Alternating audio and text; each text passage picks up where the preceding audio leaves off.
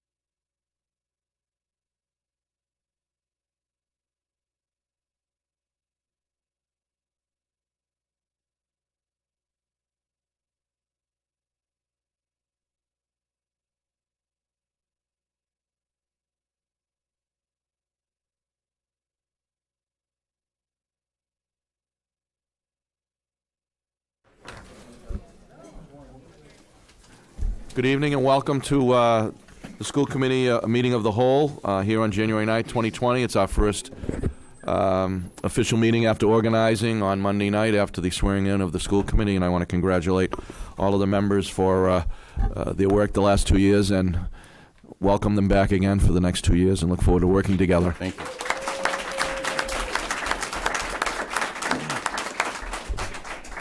And with that, we have a number of things on the agenda tonight, and first I'd like to ask everyone to stand and join us in saluting the flag.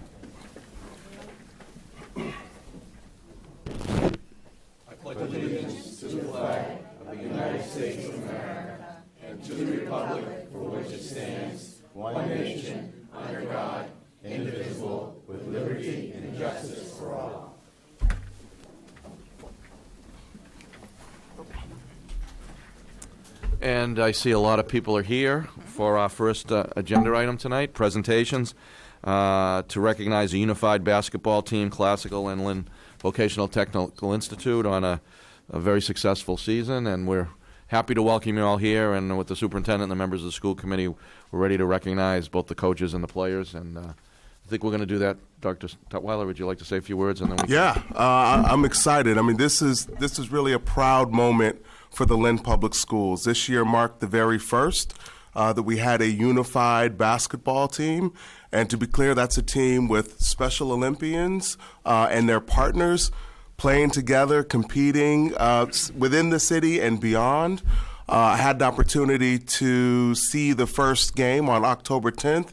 And let me tell you, and I'm a basketball person, you all can play. I was very, very impressed.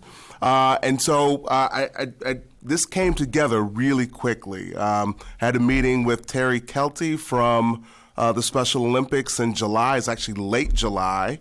And right after that meeting, went right down to Mike Geary's office, who's seated in the back, the assistant director for lots of things, health and wellness, athletics, and said, we've got to make this happen. And the budget's already set for the year, but Mike applied some creativity, made it happen. We were able to have two teams at English, one housed at Lynn Classical, serving classical and English, and one housed at LVTI.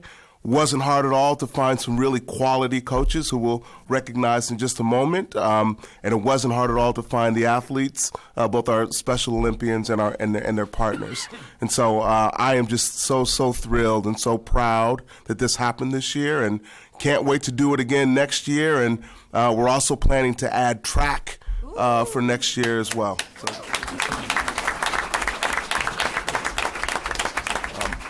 Without further ado, let's get on with recognizing folks. And I think the best way to do it is for the mayor and myself to go on the other side. And I've got Lynn Classical first. So here we go.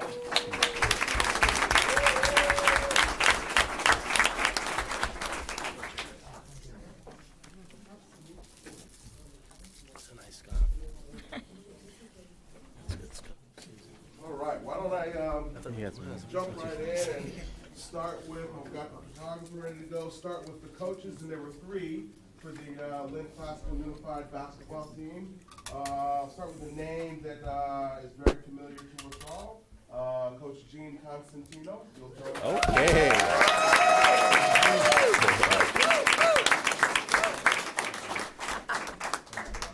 Dean. Okay, all right, here we go. It's out of your pockets. Gene, you might want to hold this. Rookie. No, stay here, please. And I didn't see him because he's as tall as I am, but we can give an applause for Matt Durkin, who's an assistant coach.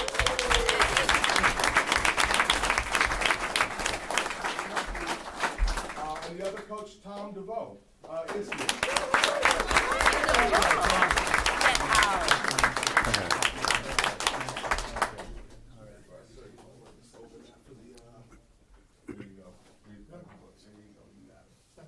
I don't recognize him. He used to hang around with Michael. He's a big guy. All right.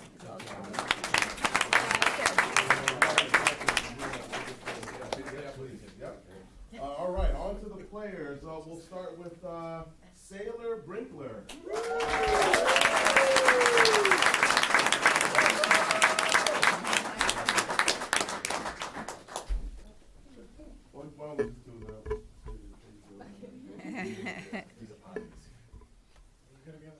No. What about Mom? These are the partners, correct. Chantel Blanco.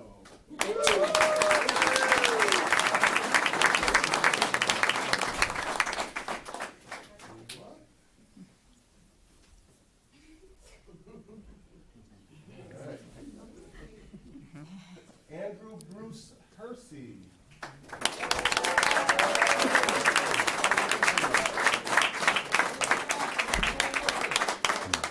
Congratulations. And Mayor also is here. This is for you. Congratulations.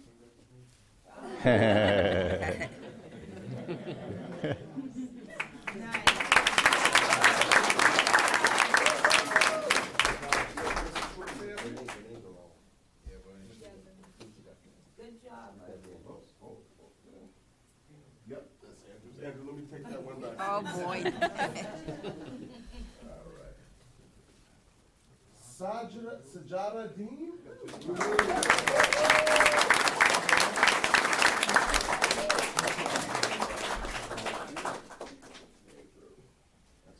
Congratulations.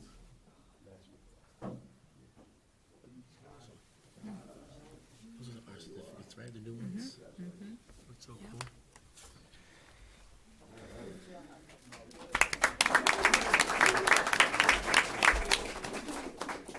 Keon Griffin.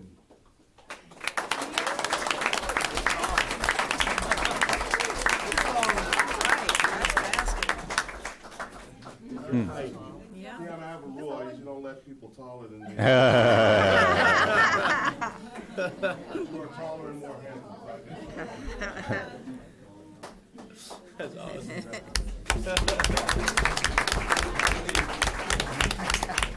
Steven Guerrero Disla, not here today. All right, let's give a round of applause.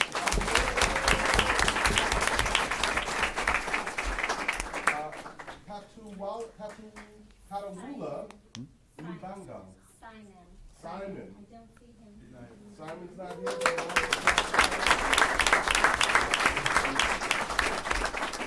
Cedric Paul. Cedric is not here either. Cedric. Amelia Pedro.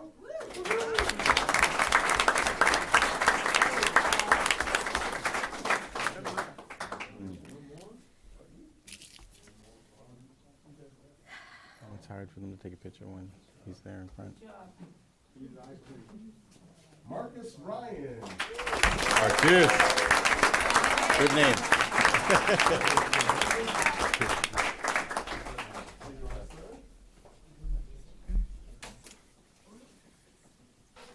We'll correct it. Yeah.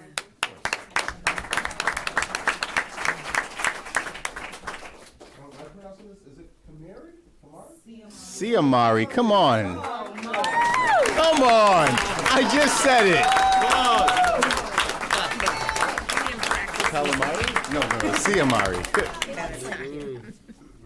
He's a saddle white. Little hat. Bow tie. Okay. And Gilbert Vidal Campusano.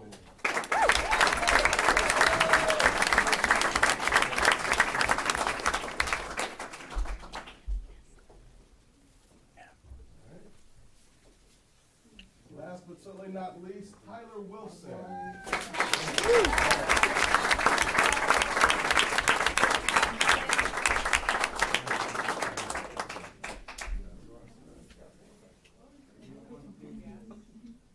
All right, one team shot? What?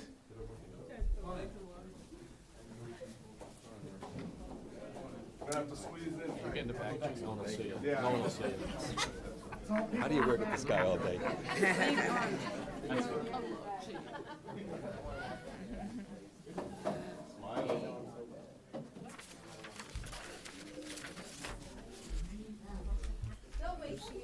This way, big smiles. Come on, make the big time. That's for the LEAP. He is. They work at the LEAP program. They get the extra money. Right now, is Kristen. Congratulations. No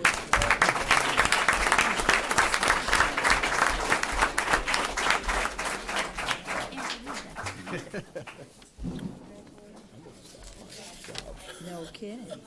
No, you can't. Now you're sitting here. You sit on No, for when? I mean, no, for another moment. oh. I want to say, but it's too late. Remember the mic? Is that Mike? No, that's not Mike. Justin Barrasso.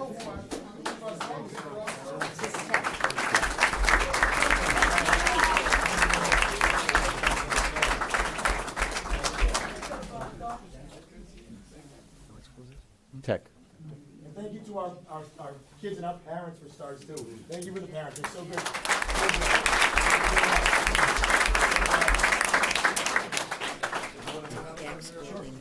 And then also Mr. Perry. No other coach, he's sick. Okay. Yeah, but others are coaching, so we're just the kids tonight. Just in case tonight, hand for Mr. Perry, though.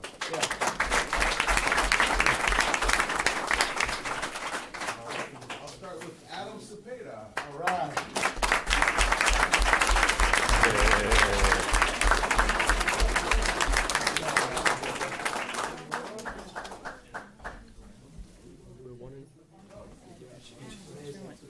We got talked into that. We were in a standstill. Max Collette.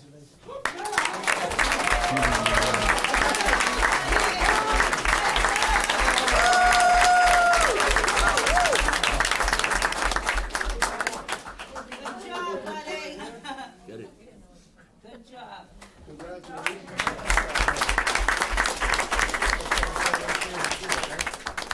Jimmy DeLeon.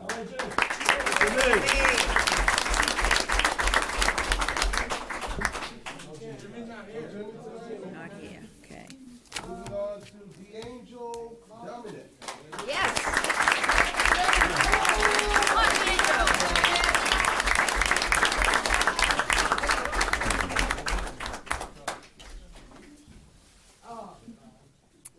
Nice.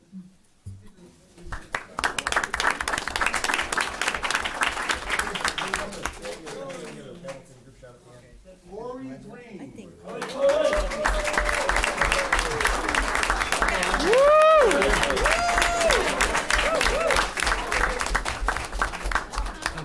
Tech shirts on and everything. Good job. I smile. All right.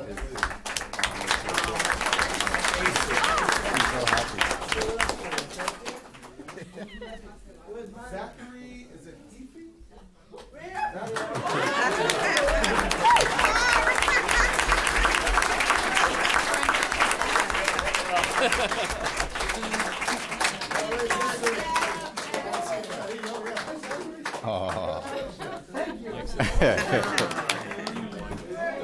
Oh, this is awesome.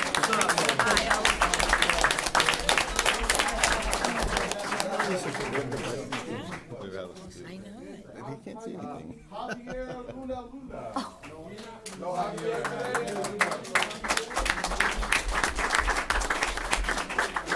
Kevin Melendez.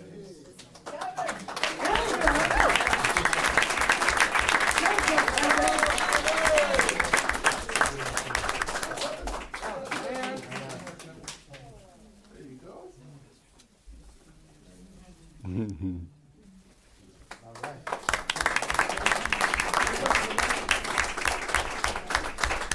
How about Alex Menendez?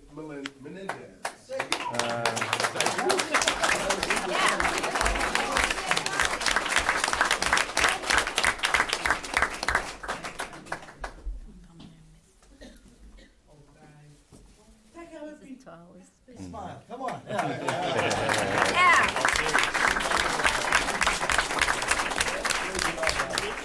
Nice smile. There we go. Smile.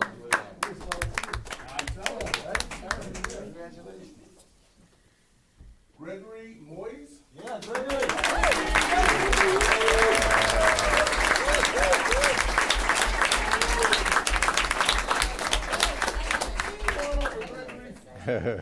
Congratulations. Thanks, man.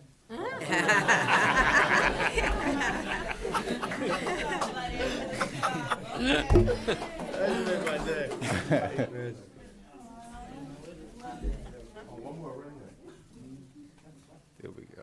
Nice.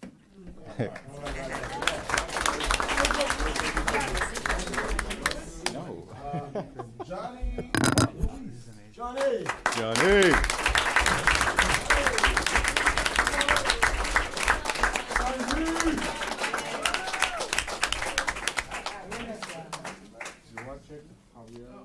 You're gonna teach tomorrow. Yeah, I'll take him.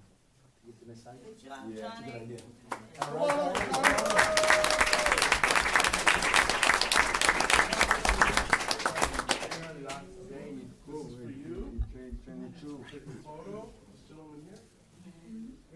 Good job, buddy.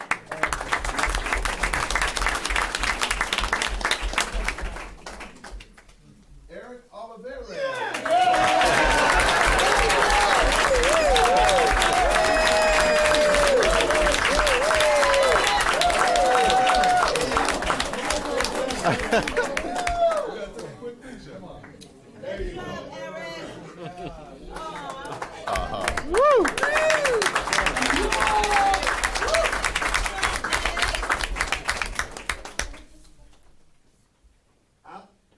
Alexis Reyes.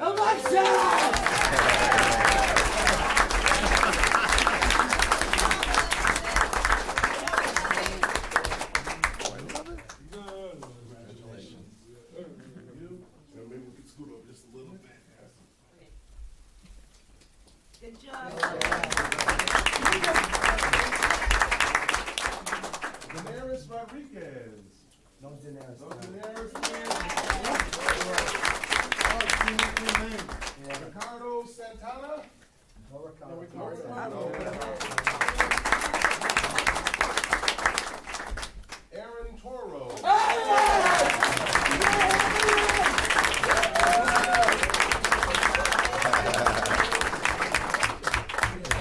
Good job, buddy. All right. Amelia Tremblay. Hey, Jack! Okay, Jack! Woo, Jack! Jack, Jack, Jack!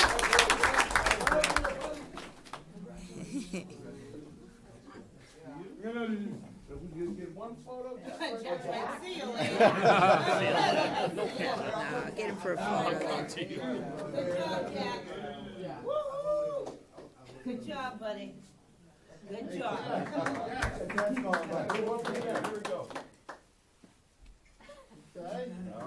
All right, Jack!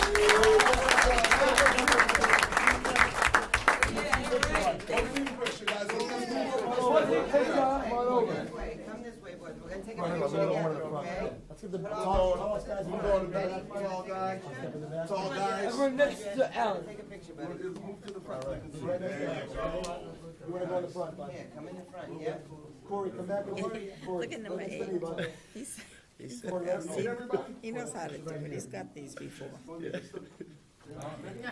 I'm up front. I'm staying up Why front. don't you guys come in front of Corey then, okay? You guys go in front of Corey? You know what? Push them this side, right over this way. I know. They'll fit. Good? Come on, boys. Let's slide over, because you're We're gonna- blocking the guys Yeah, behind we're you, gonna okay, slide bud? a little bit. Perfect. He's like, I'm not I said the going. parents would be. I'm not moving. Parents This are is a saying nice today. spot. That's fine. That's fine. We're gonna move over a little bit. Right, that's cute. Come this way. There we go. We're gonna put you right here, so we can get you all in there. Okay, big guys in the middle. Good job, guys. Everybody, cheese. Cheese.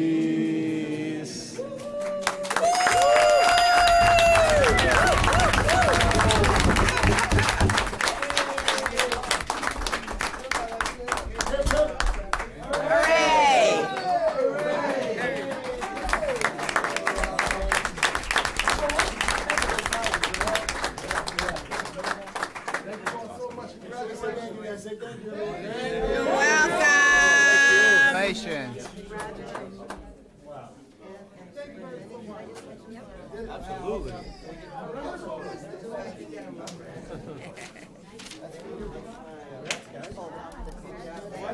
Ricardo. They all got the awards. But I think classical beats the other team. That's awesome. What? I'm doing the best I can. I'm doing the best I can. I love the school team. I don't know that. Oh my God. That's amazing. Who made up that first team? The what? They were all the kids in the first team. No. Well, it's Had, partners. So had you girls got in there, regular too? education and so you got like some of the members of the girls basketball team who are working with them. Hello. My pleasure. My pleasure. Okay. I have a knot in my throat as well.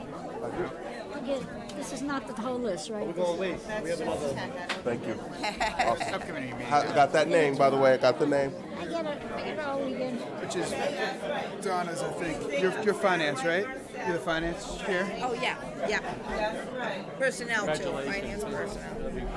Congrats. Good job. Congratulations. We got finance today? Congratulations. Thank you. Oh, you're welcome. Welcome. Very proud of you. Thank you.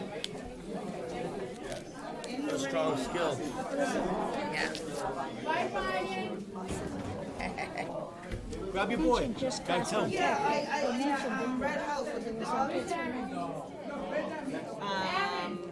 Well, they participated in that.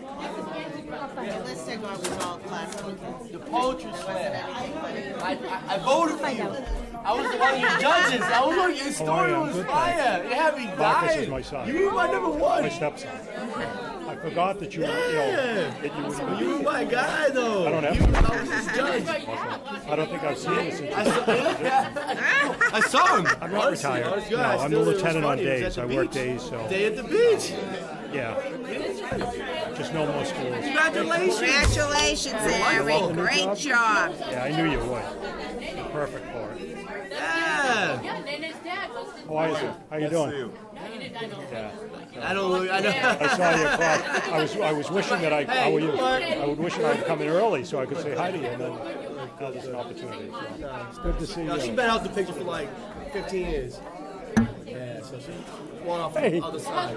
How you doing? How's it going? Good. That might be the best thing we've ever done. Do you remember when Marcus was coming like every Congratulations. other month? Did you have fun? At Math Award. Hey, well, you know what? I got home. Oh, I know. About time. I've been telling him. Well, even Kyle, Get out of the Tyler, pub. the kid, Oh yeah. played baseball with Jason, right? Who's Jason 6 feet tall now? They're only- I know. Next year. Yeah, And yeah, I was gonna yeah, say, yeah. the next year. Yeah. Tried for this year, but As long as I can sit in somewhere, as Long long as I get overdue. up in the morning, Long I overdue. open up the item. And, always a pleasure. oh, nice seeing you. Beach, and it was just mad funny. You had to just go like random. Let's go. 192. Who did it? Who did the portrait? It was like Lynn Classical. We did it, but I forgot. There was I left something on my desk. It was a good competition. That's awesome. I got to judge it. That's amazing. It was serious though. I didn't know it was that serious. Like they were like giving me the official rundown. I had to get trained right before. I was like, wait a second, what did I say yes to? I said yes to the wrong. I thought I was just gonna get the judge. Like, oh, no. They do the Olympics, kind of Sacred Heart, Lisa and Eric, kind of those kids. Oh, that's all. I love that. Mary, did you say you put that thing in our packet? Thank you. John, She was in the courtroom. I know that.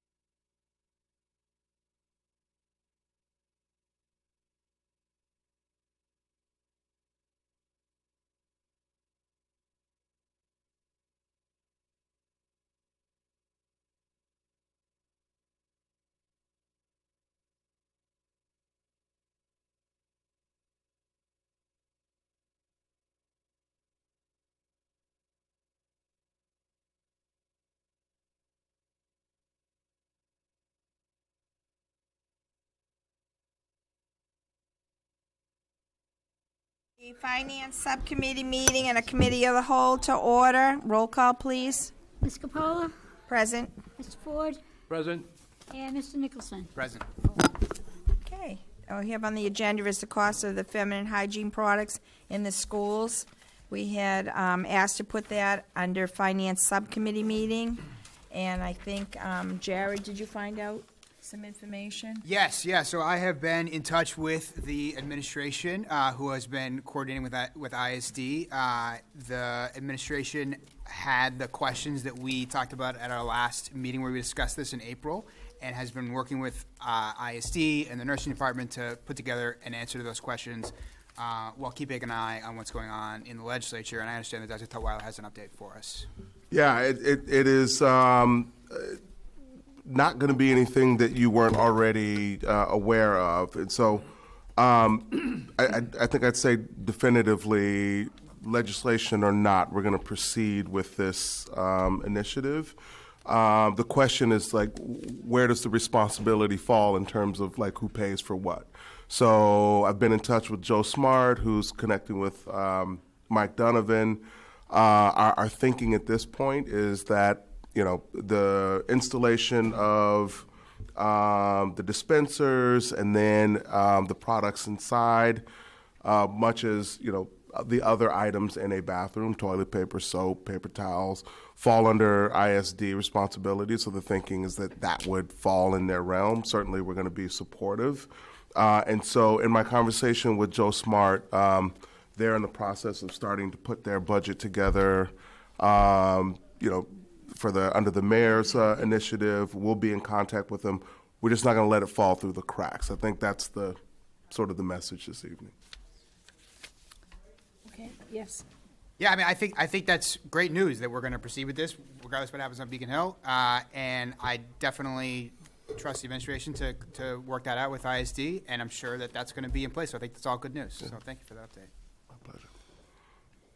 Are there any other questions? I just have a question. Does it require a vote, or is that just something that ISD would be pursuing, or do they need a vote from us? Well, we don't have any information from them as of yet. We got a preliminary estimate in October. I think I as a member of the finance subcommittee, I'd be happy to put forward a motion saying that we are ready to recommend to move forward with this, if that would be helpful. We do have the cost estimates, the initial cost estimates that the ISD provided. And the superintendent said that the cost is on their side, which should make everybody at this table happy. It's never on That would this. be my question. If it's going to be paid for by ISD, why would it require a school committee vote? Well, because I mean, it's in our building, over which we have So authority. isn't the toilet paper and paper towels, they've been, and the soap? And I think, to your point, John, I think it's part of all the different supplies that'll be part of the school, and with the superintendent and with the budget process coming up. Can I I think it should have a vote only because, as you know, this would also be a charge that's charged back to the school department for net school spending. So it'd be an increase to the ISD budget, which at the end of the year, they actually charge it back to us. So really, even though it's not in our budget, you're still getting charged for it. So I would say it would be worth having a vote. Okay. Yes.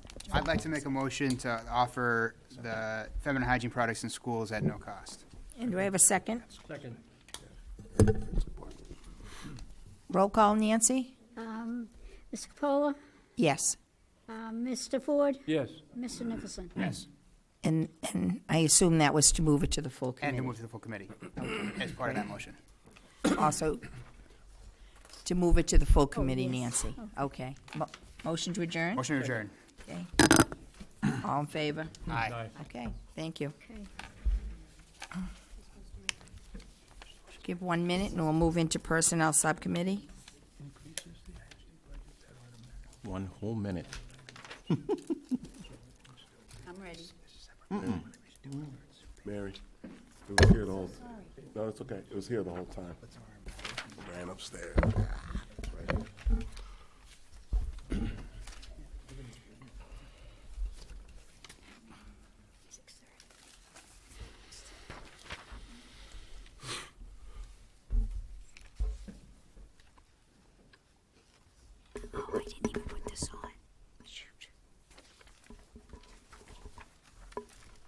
Okay, I'd like to call the Personnel Subcommittee meeting, a Committee of the Whole meeting.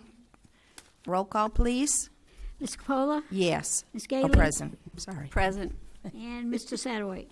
Present. Okay, first thing on the agenda is the Assistant Network Administrator.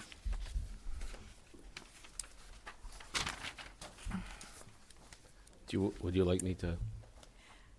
Yes, can you speak to it? Sure. then? Yes, just as you recall at the last meeting, we had a draft assistant network job description.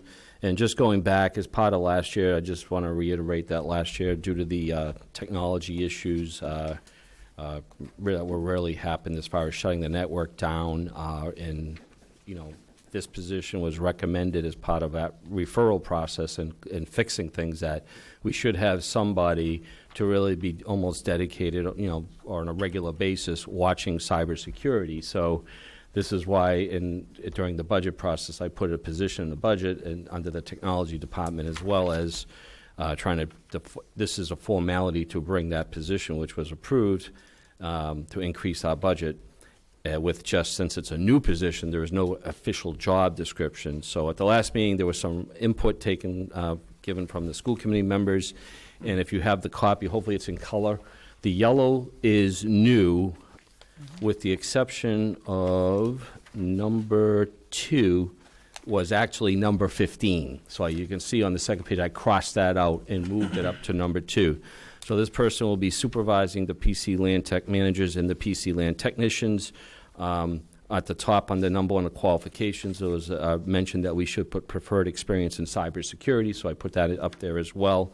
Is also, you can see there are some other different items listed as far as sound knowledge of systems and architecture, management, operating systems, and software and networking, skills in cyber penetration. So, I mean, I went and did some research to try to get something to kind of beef it up a little bit more for cybersecurity, because we really want to have someone look into, with the new software systems we kind of purchased and put in place, that someone's really monitoring on a regular basis to take things that are coming in and isolate them and put them aside so they can look at them and try to stop viruses from coming into the system. Because if we don't, ultimately we could have another issue, and I don't want to see that happen. So that was the rationale, and this is the updates that we kind of talked about at the last meeting. So it's back to you at this level. Thank you.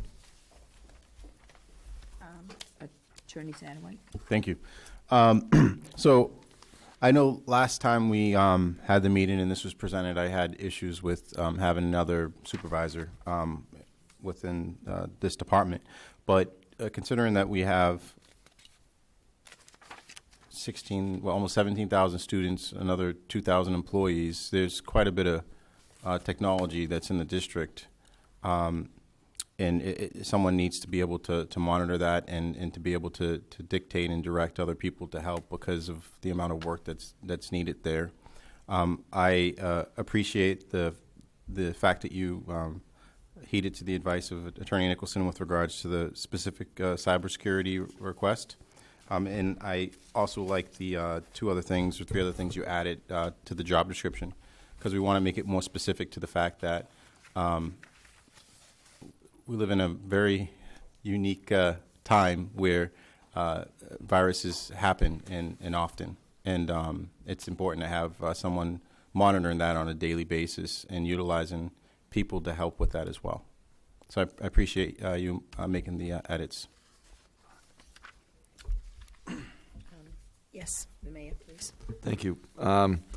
And I guess to the cybersecurity point and this position, every couple of months I'm on with the financial team, bond rating calls to identify where we're at, to keep track of our finances and hopefully continue to show the progress we need to upgrade our bonds and see a better outlook. And on the call the other day, and on the call that we had a couple of months ago, they asked the question specifically, what are you doing on cybersecurity? How are you handling cybersecurity in the city? So it's on their minds as well in terms of how both, I think it's important for us, obviously, as a operation, but we're actually, as the bond rating agencies, are also looking to see what communities, particularly our community, because that was the call, but what communities are doing related to the cybersecurity and how we are in a different time, and that it's important to have the kind of resources to take a look at and make sure that we're addressing those issues. So it is broad ranging, and it actually will, I think, be seen in a positive way. Ms. Gately? Kevin, I have a couple of questions. Like the cybersecurity, I would expect that to be the administrator's job as well as hiring another assistant with that. Doesn't the administrator do a lot of the cyber security? They actually do a lot. We only have like two management people. This is the particular administrator I'm talking about that's in charge of this whole department. Correct. They're in charge of the whole department. They're managing the whole department. Like, we've been doing testing we started the testing for access testing, and every day they've been at sites, fixing servers. So this job would be put more of a dedicated person to managing this on a regular basis. They'll look at it, but they're not there. They can't be sitting there continuously looking at things on a regular basis. It's kind of looking at it, but it's not going to be as much time. And my fear is that if we don't have someone really dedicated, we may not be averting any threats. And as we all know, in the environment we work in, that there are also people trying to hack into our systems to try to gain personal information, and we would never want that to happen. I think we have good protections, but still, there are people trying to get into our system.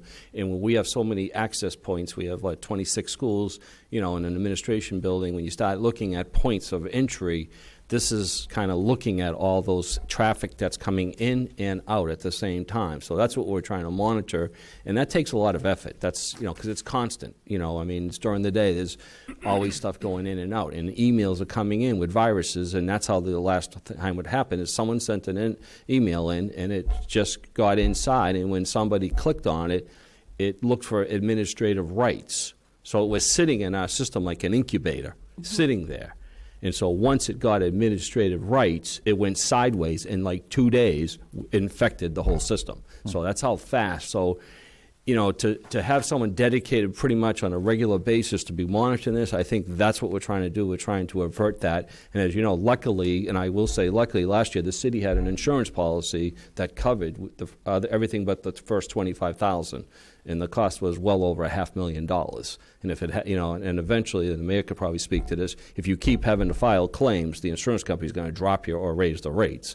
And then at that point, it would become incumbent upon us to have to pay for all that. And never mind, we were down for a month the last time. So, okay, my concern is how many ITs do we have working in our district? Because I want to address the computers that are not in those computer carts in the schools. Again, because I want to know how many ITs are working. Is it the IT that programs those computers, or is it the supervisor or the administrators that actually, program them? My whole goal here is I'd love to get those computers to those schools faster. So if it's not part of the administrator's job, then I would go to Dr. Tutwiler and ask him, with this money coming into the schools, if we don't have enough ITs to get those programmed and into our schools, because that's like a number one thing I hear from people all the time. We need our computers in our classrooms to do our science, to do our math, okay? So I'm going to go to you, Kevin, to answer how many do we have? we have 7 PC land techs and 2 administrators right now.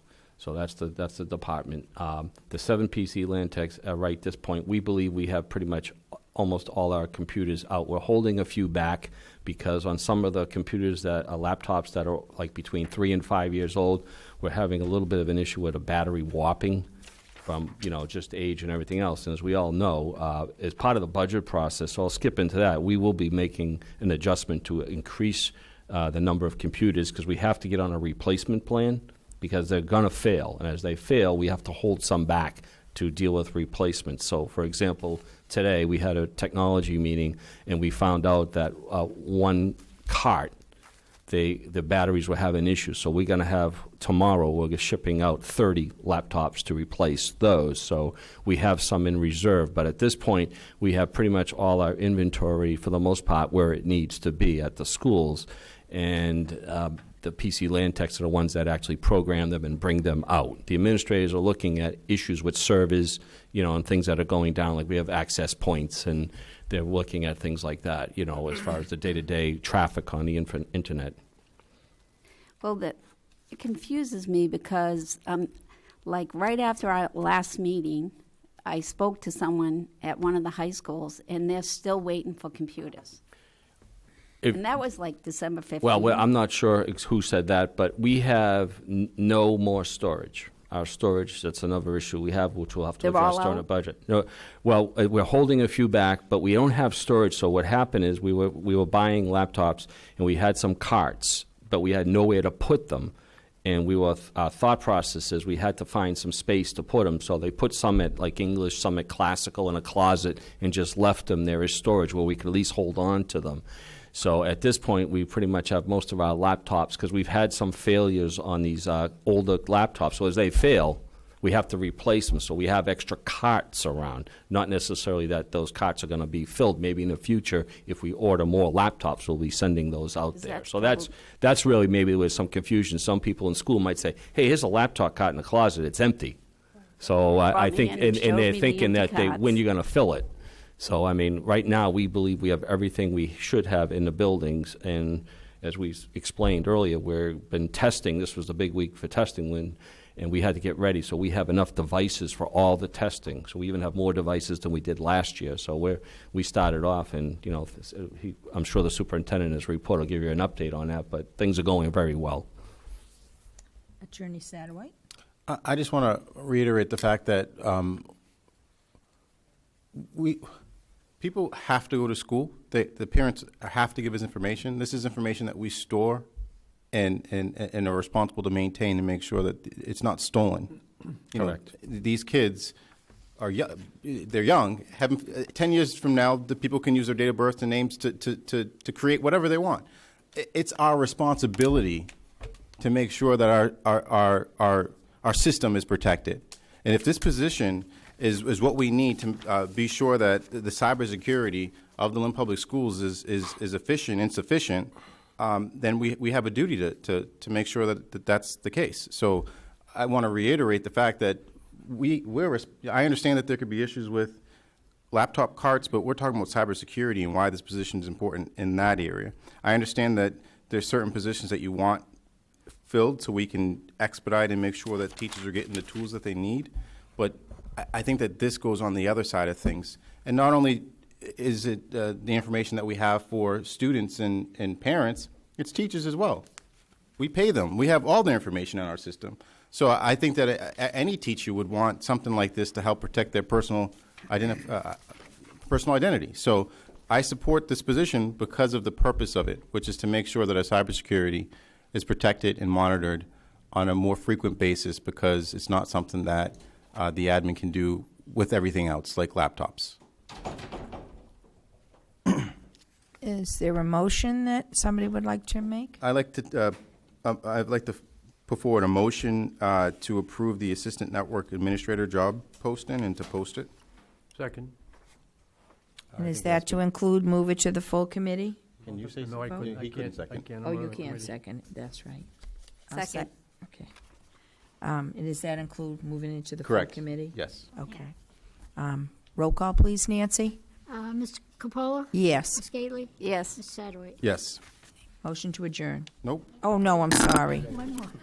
You can't do that motion. You're the chair. Good thinking, but it's not on the agenda. Okay, and the next job posting is attendance supervisor. Yes, Attorney Satterwhite. Is it going to be Patrick? Are you going to talk to us about this particular position? I'm happy to answer any question you might have. So I know last time we had this before us, we pushed it off, and I had asked and inquired as to if this position was still needed. I don't think at this particular point in time, we tried it out for a couple of years. We don't have all the data because of the way it was tracked, I guess, with regards to one part of it. Yeah, I mean, I reported out last time on the accountability data, which showed that we're making good progress in terms of reducing chronic absenteeism.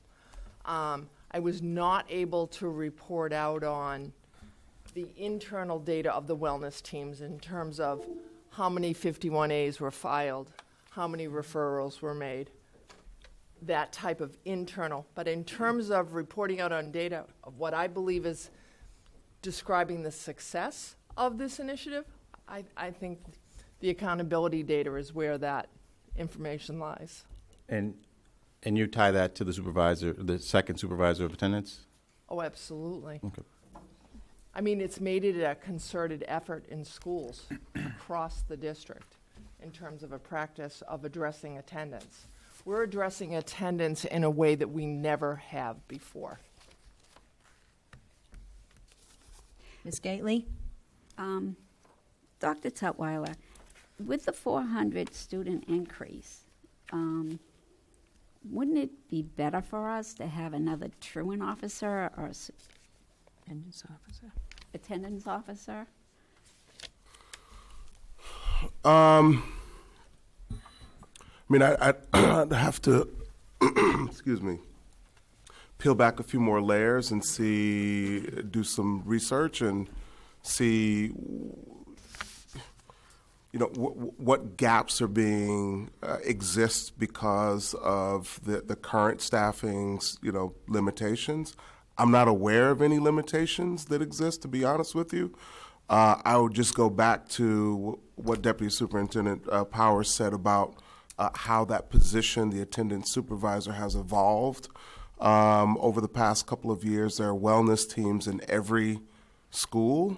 There are meetings that are facilitated by the attendance supervisor. So that's 2 people for 25 schools.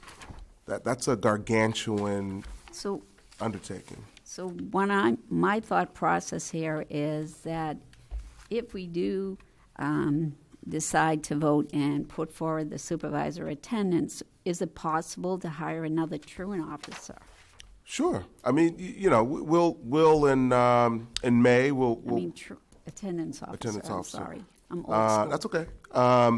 We're going to do a budget proposal, and it's going to be a robust one. We've already started the process of meeting with department heads and thinking deeply and creatively around how to move forward with the initiatives in the district. And we've not had that meeting with that department yet. So I don't know, but we can certainly have that conversation when the budget proposal is done. Attorney Satterwhite? Thank you.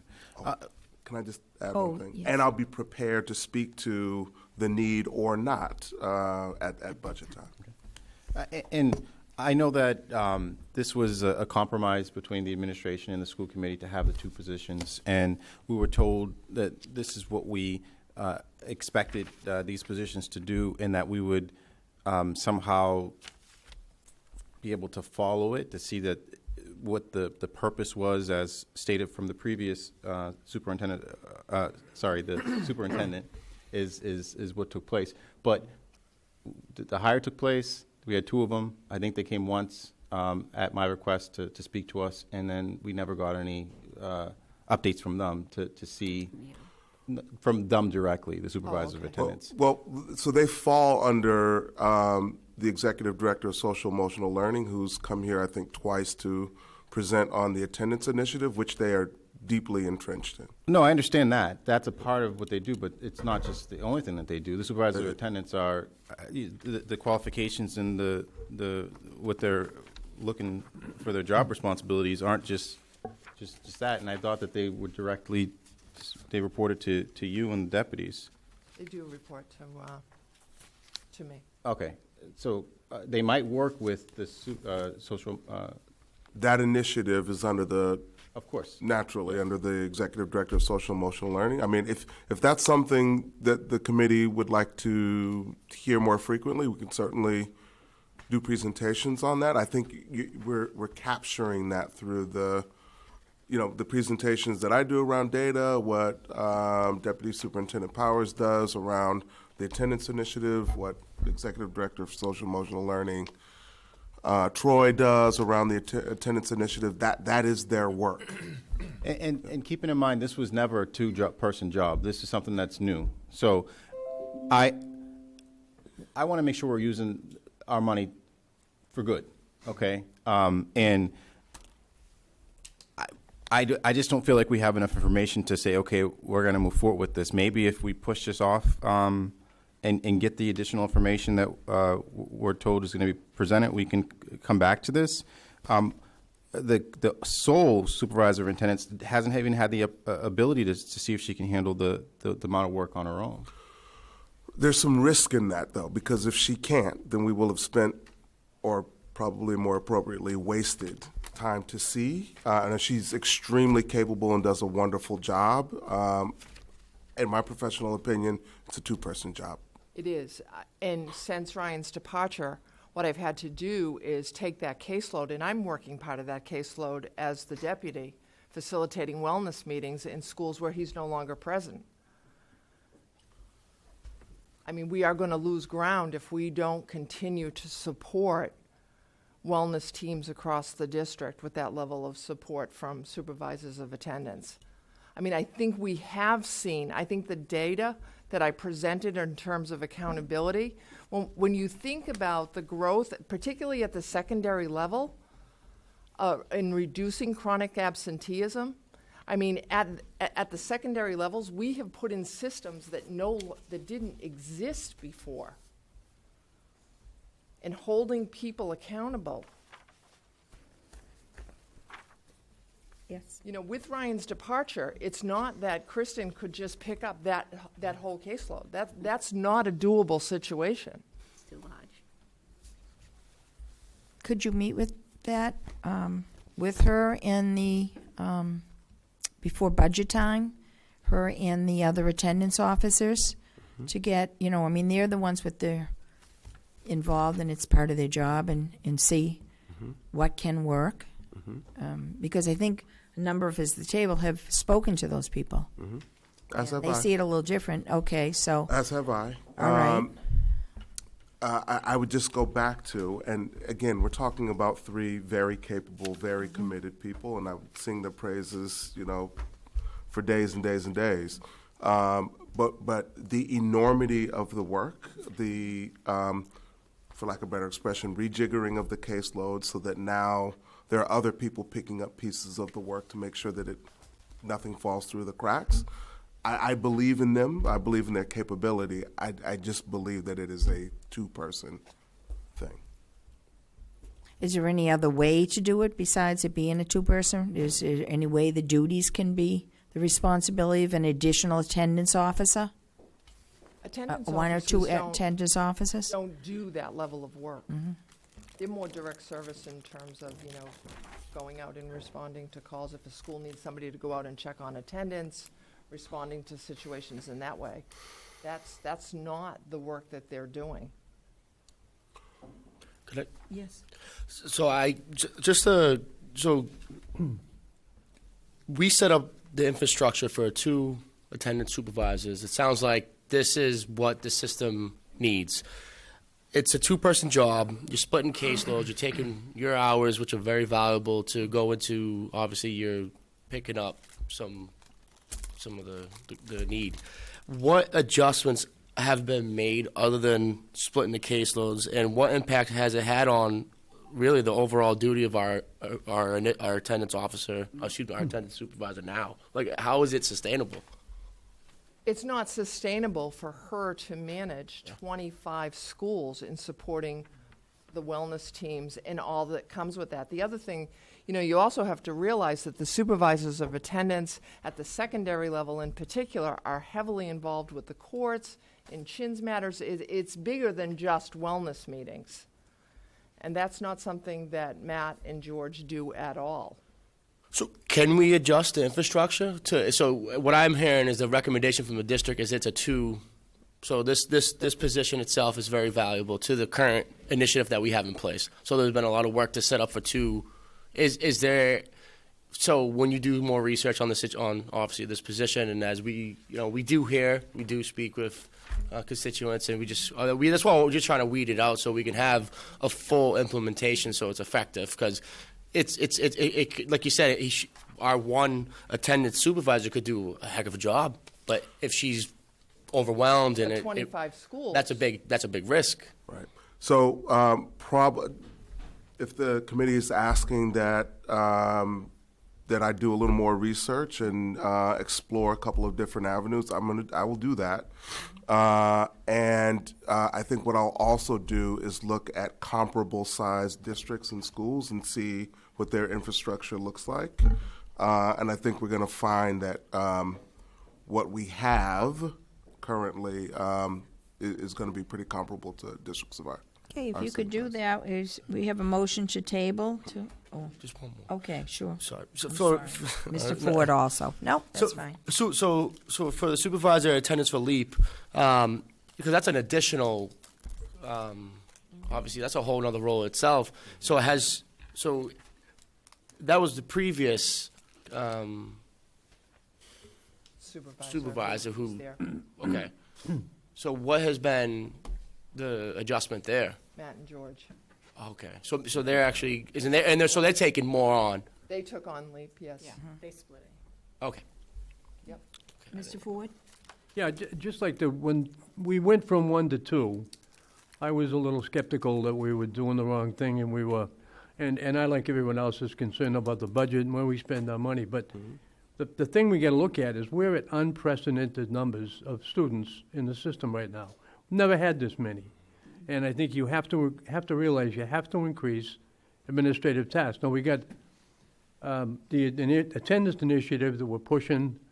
Who's going to do it? You can't double the workload with half the people. It just don't, at some point in time, you lose it. And, it's going back to like the cybersecurity. That's a whole new ballgame in this world that in the last 5 years, there's towns across the country that are being held hostage for hundreds of thousands of dollars. And, it's a different ballgame. And I think the number of students we have justifies growth.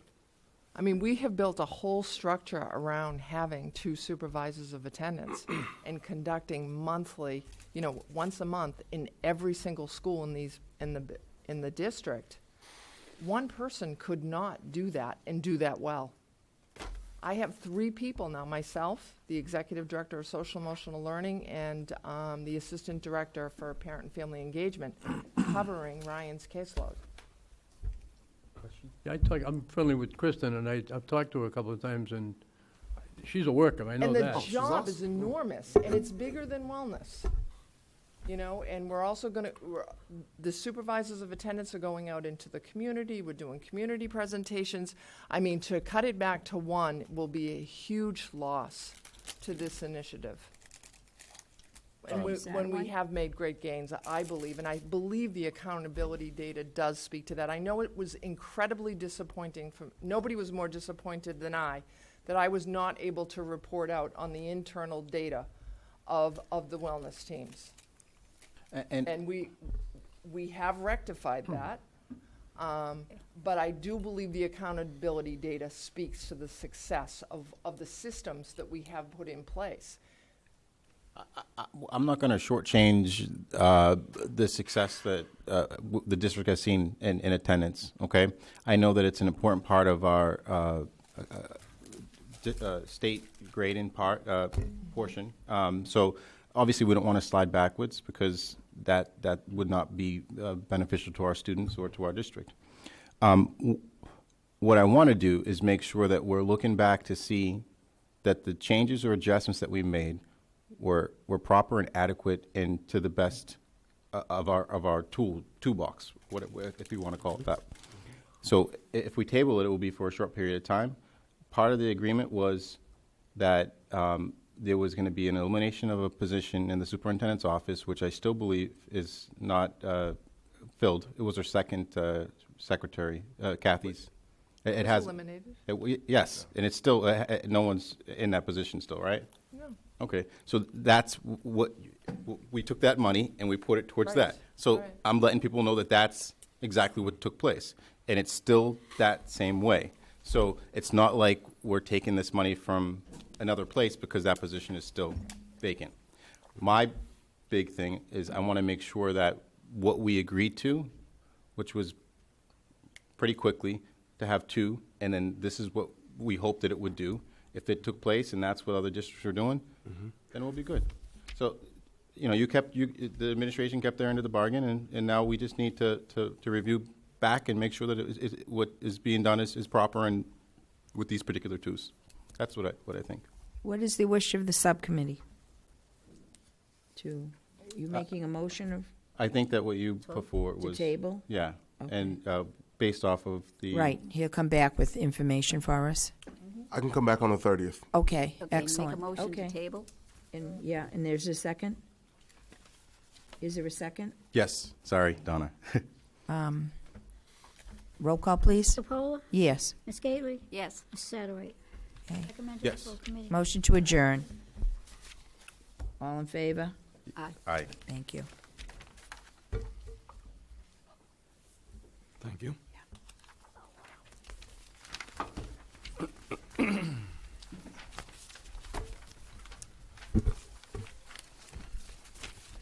So I know on the schedule, and I don't know that I see anyone has signed up. Do we know if anyone signed up for the open mic? Okay. Typically, it's from 6:45 to 7 o'clock. We are scheduled to do 7 o'clock, so I anticipate, unless anyone is here to do the open mic, I, at this point, would suggest we dispense with that unless someone is here to do that. We passed the time frame, and if someone was going to come to do the open mic, they would have been here at 6:45 to do that, and we would have obviously allowed them to speak. So if anyone else is here that, at this point, wants to address the committee, seeing none, I think at this point, we're ready to go into the 7 o'clock, which is the schedule for the full committee to begin, that we will go into the full committee. And again, I'd ask that we stand and salute the flag.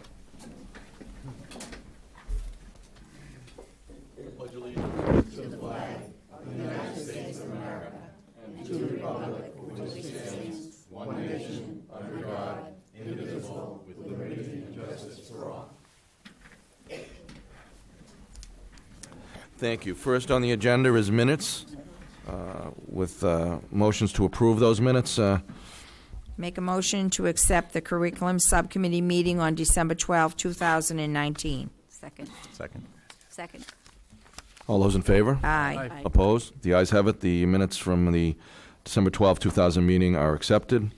Make a motion to accept the personnel subcommittee meeting on December 12, 2019. Second.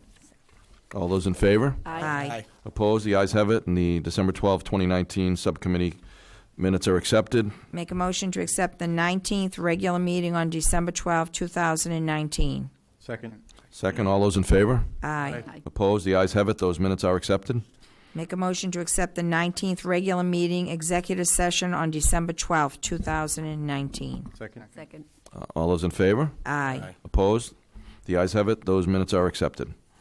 Next on the agenda is appointments. School nurse Kelly Prue. Prue? Any? Yep. Respectfully ask for the committee's support in the election of school nurse Kelly Pruill. Make a motion. There's a motion. Second. There's a second. We requires a roll call. Okay, Ms. Castellanos, Kelly Pro. Ms. Capola, Kelly Pruill. Mr. Ford, Kelly Prohl, Ms. Gately, Kelly Pro. Mr. Nicholson, Kelly Prohl. Ms. Satterwhite, I hope we're saying it right. Kelly Pruill. and Mayor McGee. Kelly Prue. Next on the agenda is presentations.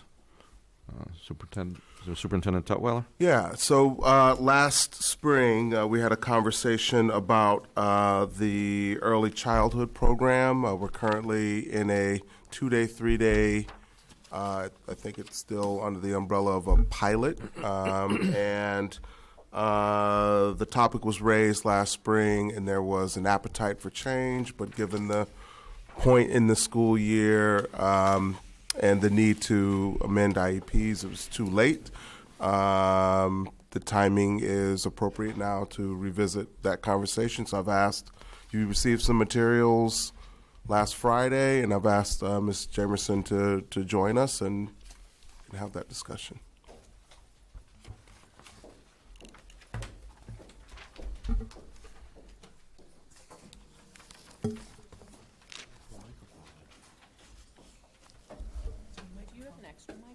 I have two, Oh, I have. like stereo over here. No, I'm sorry, two microphones. Oh, two microphones. No mics right there. Oh, they took them. Yeah, yeah. Extra mic. My fault. That's okay. So, It's because you love me. It's okay. I think it just goes down there. There's no microphone. let's take it over here. Oops. Take her. It won't fit into that. It's different. Now we can move the table forward. Yeah, there we go. Problem solvers. Good work. Talking about good work. Yes, Superintendent Tupper. Sorry, also with Ms. Jameson's Jackie Gallo, early childhood. My apologies. Thank you. Welcome, and I look forward to your presentation. Thank you. So last year, I presented to the school committee about the early childhood 2-day, 3-day. We presented about, we actually had a lot of data about numbers of students, and we looked at the outcomes of if it provided more spaces, not more spaces.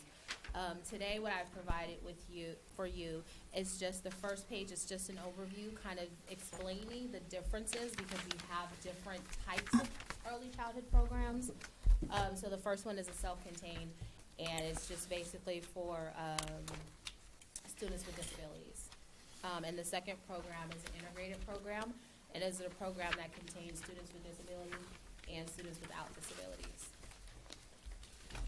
And then the next 2 pages that you were presented with is a snapshot of all of our programs that we currently have in the district and the schools that they're located at. So I'll give you a second to look at those. Any questions about any of the placements? What does the highlight mean? I'm going to get to Oh, that. okay. So when we're looking at when we're having the conversation, because we One do have question. to. Sorry. Yeah. We still have the Cubbies Den and LBTI? Yes, that's under Cubby's Den. Just want to make sure that it was still there because I thought it was LBTI. removed. Still there. It's still there. Yeah, it's there. There's 2 classes in there. So as we make as you guys vote on the decision whether we go half day or we stay with the 2-day, 3-day, so it will be the half day AM PM. One of the things that we need to consider ahead of time, and this is the answer to the highlights, the 5-day programs that we have that are highlighted are special education programs that must stay 5 full days because the students that are in those programs need that level of support. So those programs will continue to just be the 5 full day programs. So we're really talking about all of the other programs that are not highlighted. That's the state mandate, right? Any questions on? The next page kind of goes over just a few pros and cons of the 2-day, 3-day, the 5-day AM PM.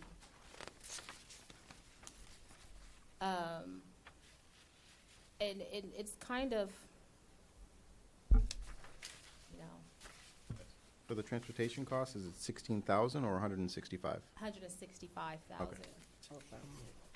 So yes, that is one of the, so if we go back to the AM PM, it will increase the transportation cost for $165,000 a year.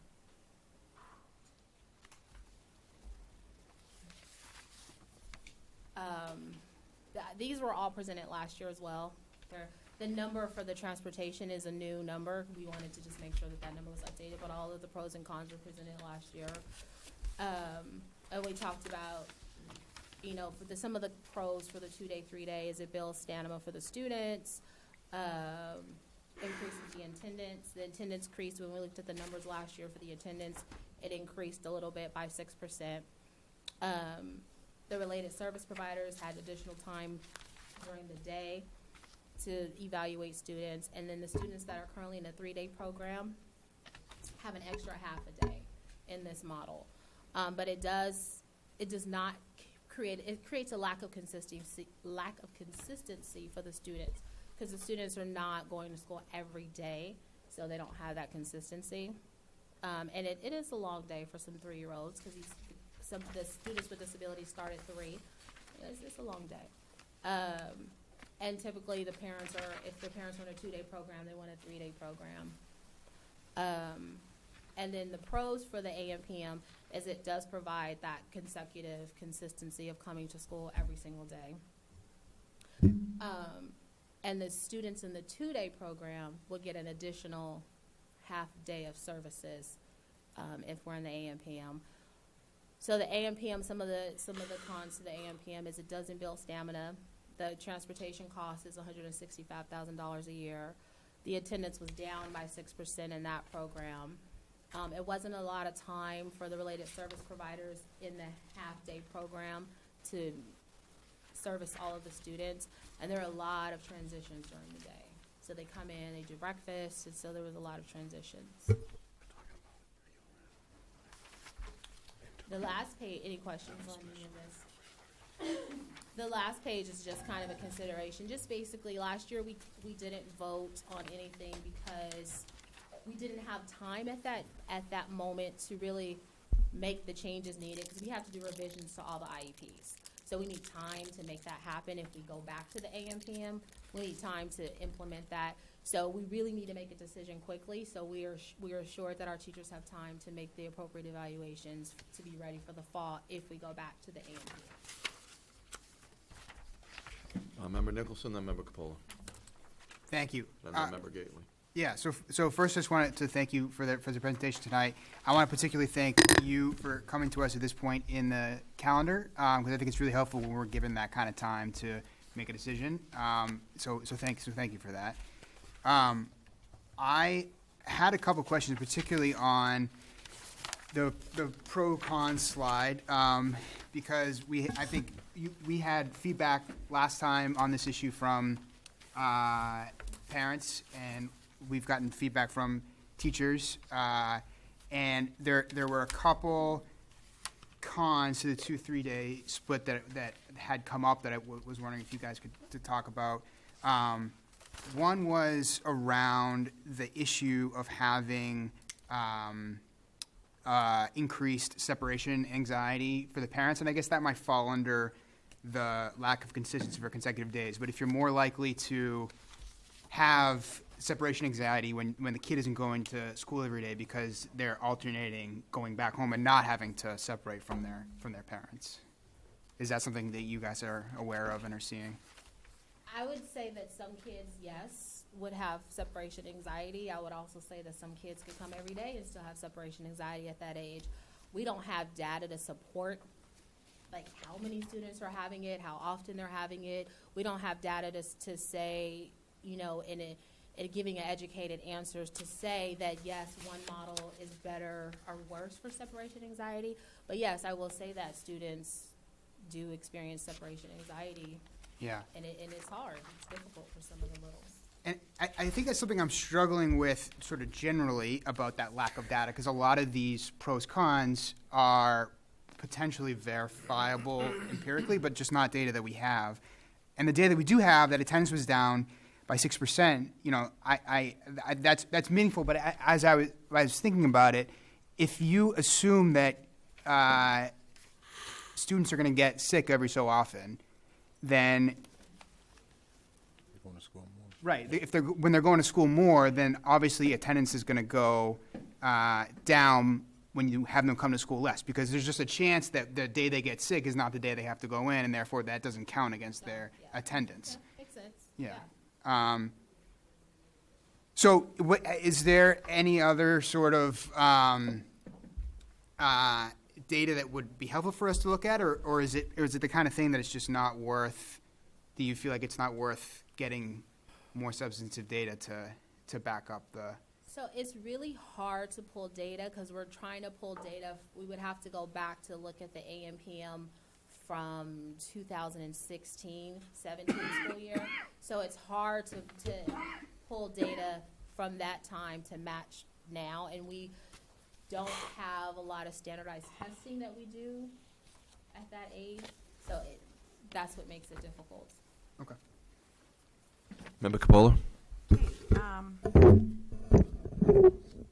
One thing that I kind of wanted the answer to last year, but I didn't get, and I'm wondering if you have it possibly, but how many that need IEP services and were offered like the 2 or 3 day, could not take it, for reasons that, then they couldn't find childcare for the other days, because most of the centers in the city are full-time centers.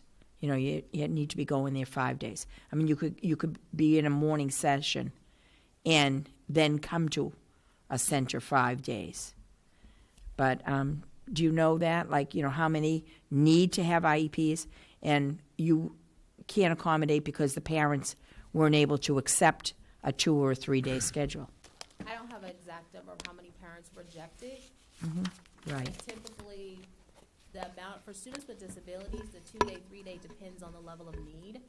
For students without disabilities, the 2 day, 3 day is based on the lottery. So Jackie does the lottery. Yeah, not the lottery. I'm not talking about the lottery one. I'm talking about the ones that are on IEPs. How many, in other words, they need the services. They should be on an IEP, but they can't accept it because it's the 2 to 3 day process. Because I know I worked at same daycare for 23 years. Jackie worked there also. So we saw many of those children who had half-day programs in the morning. They were accommodated for the morning, so then their transportation would bring them to the daycare, and they could complete the daycare, for that. But I have seen that where students need the services, but their parents cannot accept a 2 or 3 day program. So I'm just asking you how you don't have how often that happens. We'd have to go. Because we're not giving them the services they need, nor can just, daycare centers or home daycares. They can't do those services that you do. I mean, you do an exceptional job with the services. But if a kid can't get there, a parent can't work the 2 or 3 days, what good is it? We see them in kindergarten, or first grade, one or the other, and they haven't had the services that they needed for 2 or 3 years. That was also, and we do have parents that say they just can't. I know you make the do. 2 or 3 day work, but we Yeah. also have parents that said they couldn't make the AM PM work. So it flops back and forth. Like it's both sides. Yeah. Member Gately, and then Well, Member Castellanos. I just want you to remember that before you got here, we did have that 5 day AM and a PM, pre-K. And one particular parent that I'm thinking about when you're talking about parents had 3 children. One went to the AM or PM session for 5 days. And then not the next year, the year after, we brought in this 2 and 3 day. And she said her child got half as much information, and she was very disappointed. And I have a lot of respect for this woman because she knows, like this child, and I know children are different. I'm not going to act like they're all the same. So now the problem is for her is she has a 3rd child.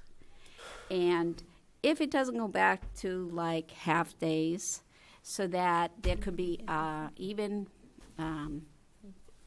5 days of after they would go to the half day, then they would make plans to go socialize at so-and-so's house. So there was a lot of social interaction going on in those half-day programs. They have the afternoon, they can go do this and that. And they're very disappointed that we cannot offer that.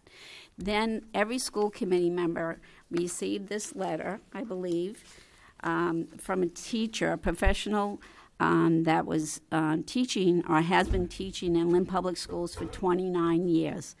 And she taught the 5 full-day classes for 4 years. The students, then the program went to an AM PM session. They were not as tired and were able to focus better. She currently works in a Tuesday, Thursday, Wednesday, Friday full-day integrated classroom. Monday is special ed parent-child piece. Yes? And so the typical child is 4 years old and special ed child can enter school. She recommends that we do a 4 half days in a row instead of 2 full days, or 4 half days, so we can have the AM PM program, and then we would still be able to have that Monday special ed parent child piece. that's where I think that we could actually, meet the needs of all the students that are trying to get into early education. If the committee can follow me on that one. Because then you have children going in the morning 4 days or in the afternoon 4 days. It might increase the amount of transportation cost, but we are getting more money to service students. That one day can make a difference.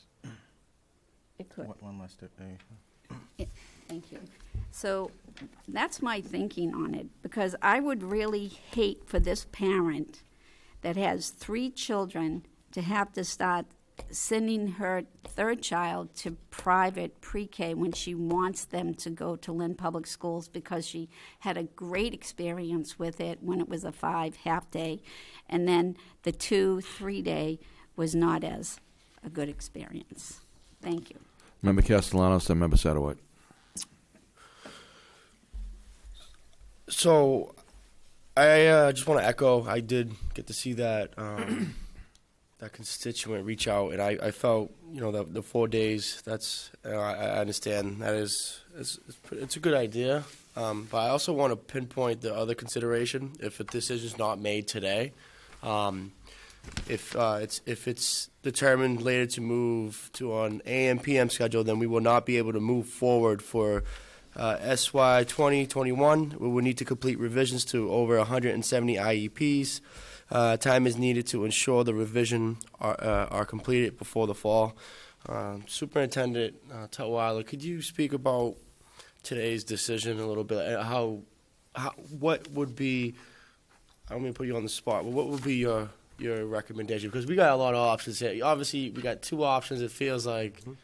What would be your suggestion or recommendation? In Ms. Jamerson's presentation, Ms. Gallo, I mean, you didn't necessarily hear a hard sell on anything. You heard, here's the information, right? And there are pros and there are cons to both. And at the end of the day, they're pretty similar. I mean, you can find. I was talking to one of them today and asking about, what have you heard from teachers? And teachers who know the AM/PM program of old miss it and speak, in favor of it. The teachers who are hired new like the 2-day, 3-day because that's what they know. And they've been able to make that work. We've got parent situations where, some people find challenges around childcare with the current model. Some found challenges with the last model. And so I don't think there's a perfect model. I mean, I think all of us, us, we want the children served well. And so a decision has to be made quickly because there's 170 some odd IEPs that need to be touched and meetings that need to be held. There is a budget consideration. It's to the tune of $165,000 additional for the additional bus run. I would say I feel like there's more flexibility with the 2-day, 3-day, but in speaking with Ms. Jamerson, we can also make the AM/PM work. And I just want to add just the stand-up piece. I think it is one of the pros on the 2-3 days how, it's building stand-up for students, but consistency is very important, especially if we're looking to have our students, be exposed to, especially our high needs students, be exposed to early intervention and those resources as soon as possible, as consistent as possible. So. Well, and that's one reason that if you forced me to put a tally in one box, let's say the 2-day, 3-day does allow. It is easier for the related service providers to get to and provide services for students, but we can make either one work. Thank you, Member Satterwhite, then Member Capola. The funny thing is, I was just going to ask what was the feedback from the educators and. You already talked about it. That's third person. There's nothing scientific about that. But at least we're getting some verbal feedback, And I think that that's important. Obviously, from parents and students, it's equally important to the educator because they're in it as well. I agree with Brian. I recently watched a video with you, Patrick, of a kid walking into a school, and we saw how a teacher who might not know him and a teacher that did and said his name and built up his confidence and all that stuff. I see that as the pros for the 5-day or a 4-day AM PM is the consistency is not only for the student, it's for the teacher as well. The teacher's building a relationship with a kid every day, because if the 2-day, 3-day, in between they have, they're seeing other students, correct? Yeah. So the consistency is you're getting to know the family, you're getting to know the student, and I think that the consistency of the consecutive days is not just for the student and the parent; it's also for the teacher, and I think that is a good thing. I myself got this email from the teacher who has decades of experience. As a parent of a young kid, I would prefer a 4-day or 5-day AM or PM, only because we could easily have something like after, like Donna said. So that's what I'm thinking of is I would prefer the AM PM over the 2-3, to be honest. Member Capola, and then Member Ford. This is kind of just a question for Kevin on that transportation. What would be the amount reimbursable that we get back? Right now, there is no reimbursement for transportation. For that? That's Okay. correct. But does that mean not now? But I mean, they were talking transportation in that bill, so I'm just wondering. Transportation is supposed to be reimbursed by the state. It has, in my 20 years, it has never been reimbursed at all. There is a provision in the new budget, but it's not for this. It's for students that are from DCF that have been placed. So that piece is not this piece. It would be that's supposed to be in the new bill where we have to separate them out, and we would get a portion of that money. So that's if you heard about the new bill. That's it's not for these students. It's for a different group of students. It's not for that, okay? Because I knew there was transportation, but. Member Ford.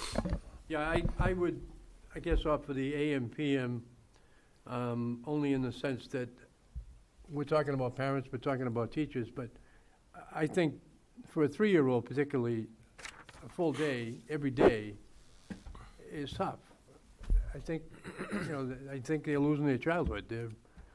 My kids never went to school at 3 years old. They did fine. I think that we're putting a lot of burden on the kids by making them go full day every day. And in some schools, they get dropped off at 7 in the morning, get picked up at 5:30 in the afternoon. They see no family. That's just my point.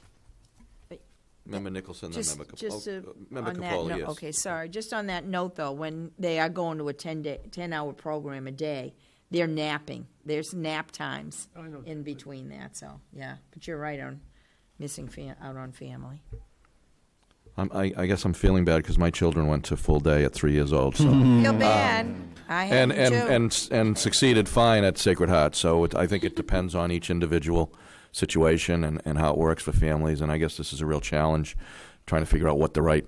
I mean, as the superintendent said, we're really trying to balance the reality of creating these programs as for many students as possible, and do what's right for the families. And there's unique situations, I think, across the board. So, Member Nicholson. Thank you. So I would just say that, this feels like a kind of decision that is helpful to have expertise from. I'm not an education expert. I mean, the school committee is not meant to be education experts. That's why we have all the education experts that work in the district. We obviously the voice of teachers and parents is really important and a part of that, because the direct experience that parents have with their own kids and the teachers have in the classroom, and obviously with the administration. And what I'm hearing is it doesn't seem like the administration has a particular strong point of view, and we certainly we don't have the kind of data that we would be able to have a data-driven answer. And so we're in some ways, at least I feel like that pushes me towards relying on the experience of teachers and their thoughts. I also recall when we originally talked about this, there was what was for me a really important element about the number of kids that we'd be able to serve. Mm-hmm. And this decision is not about that, right? Like we're serving the same number of students whether we do the. This will not change the number. Right. So there was a time, and this is part of my point here, is that when we've originally had this conversation, I think it predated your tenure. It did. Right. Yeah. And so that was part of the conversation, is the number of students. And so that makes me feel good that either way we're serving as many students as we can, which was not the analysis, which is not the decision we had before us when we had this originally. And the other thing too, I mean, given that this was before your tenure, were we to go to a 5-day AM PM split, to the extent that we thought it was worthwhile, that would give you the opportunity in a leadership role to track and compare the kind of data that you would want to be able to have a really data-driven answer in the future, because you would have been here now under both systems, so that you could come up with an answer like that in the future. To the extent that it mattered, I mean, what I'm hearing tonight is that we don't have a particularly strong feeling that this is going to drastically affect outcomes one way or the other. Yeah. I just want to note, I taught in a preschool, AM and PM, for a good chunk of my career, about 10 years. One piece that could be an impact is the direct services. If we go to AM and PM, it shortens the amount of time, because the time for an AM session is about 2.5 hours. You add breakfast, and then any specialist art, music, or gym period of 40 minutes into that. It limits the amount of time that speech, OT, PT can service. So there would be somewhat of an impact of direct service, and may need additional staff potentially in order to fill that need. Member Castellanos, then Member Gately. Could you just briefly expand on that? Like, can you discuss some of the impacts in social emotional health and just kind of equity? Could you just kind of discuss that a little bit more? Well, I mean, the children who are on IEPs who need direct service of speech therapy, occupational therapy, or physical therapy, in a full-day program, you have much more time that you can, schedule those in, and a direct service provider can go to a school and have the entire day to be able to schedule students as well as service other students within that school, versus when you're doing an AM and PM, now you only have 2.5 hours for the morning kids, 2.5 hours for the afternoon kids, and it's going to impact the amount, how the service providers are going to be able to schedule, and potentially would require additional staff in order to get it done.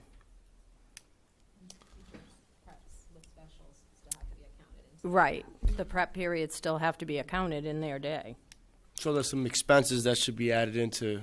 Potentially some staffing. So I see. We have to look at the placements and the numbers. And then also, if we're, speaking about budget, when we're looking at our numbers for special ed overall, in the fall, we're looking to open 7 programs because we just don't have this, we're outgrowing our programs. Like, they're not new programs, they're programs that already exist, but we just have to open up more programs to support students in district. That's a lot of programs, it's a lot of hiring, so so just keeping that in mind when we're looking at overall budget implications for special ed. Member Gately. Well, I want to remind Mr. Attorney Nicholson, the reason why we went to this program was there weren't any classrooms. We were shortage of classrooms. I just want to remind you of that fact when there actually were classrooms. But I also want to point out that we wouldn't be just going 2 days or 3 days. We would be going 4 half days in the morning, 4 half days in the afternoon, and then you could adjust, or 5. We haven't decided. I sort of like this teacher's recommendation because she's been in the classroom for 29 years, and this is her opinion for preschool. but you would have more time to you'd have 4 days, and you could just schedule them. So with the 4-day AM, if you guys decide the AM PM, so I just want to clarify the 4-day and the 5-day AM PM. So currently, right now, we have, last year also when I presented the idea of having, so we have the 2-day, 3-day programs now. And we presented the idea of having a 2-day program. So on the 5th day, we do community outings, we do the parenting classes, we do social learning groups for the students, and the teachers can also help with some of the early childhood evaluations. So not all of our programs are on that schedule, just at the Y. So right now at the YMCA, we have those 2 classes that are there. So it wouldn't mean that all of these classes would automatically just go to the 4-day. Okay. Can you elaborate? Sorry. Member Satterwhite? I'm just confused. So say we make a change today, it's not going to be applicable to all the schools? The classes that are highlighted, those would stay 5 full days. Okay. Those would stay 5 full days. The classrooms that are at the YMCA that are on page 2, where it says Washington YMCA, those are 2-day programs. So if we were to switch back today, like say tomorrow I could push a button and just make this all happen tomorrow, those classes would be a 4-day AM PM, and that 5th day would be reserved for the other. So we can make that across the board, minus the highlighted ones, but you're saying that because Washington already does it, all they're doing is making it 4 half-days, AM, PM. Yes, and then everybody else would just be a 5-day AM PM.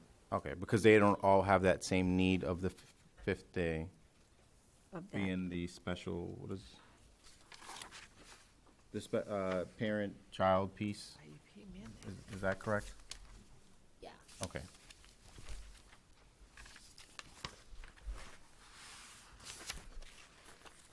Member Nicholson, then Member Gately. Thank you. So I want to go back to the time for services that students get during the day. So are there special education students that are in the 2-day program? Yes. So they have The less integrated time pre-Ks overall, right, for services because they're only there they're half a day less.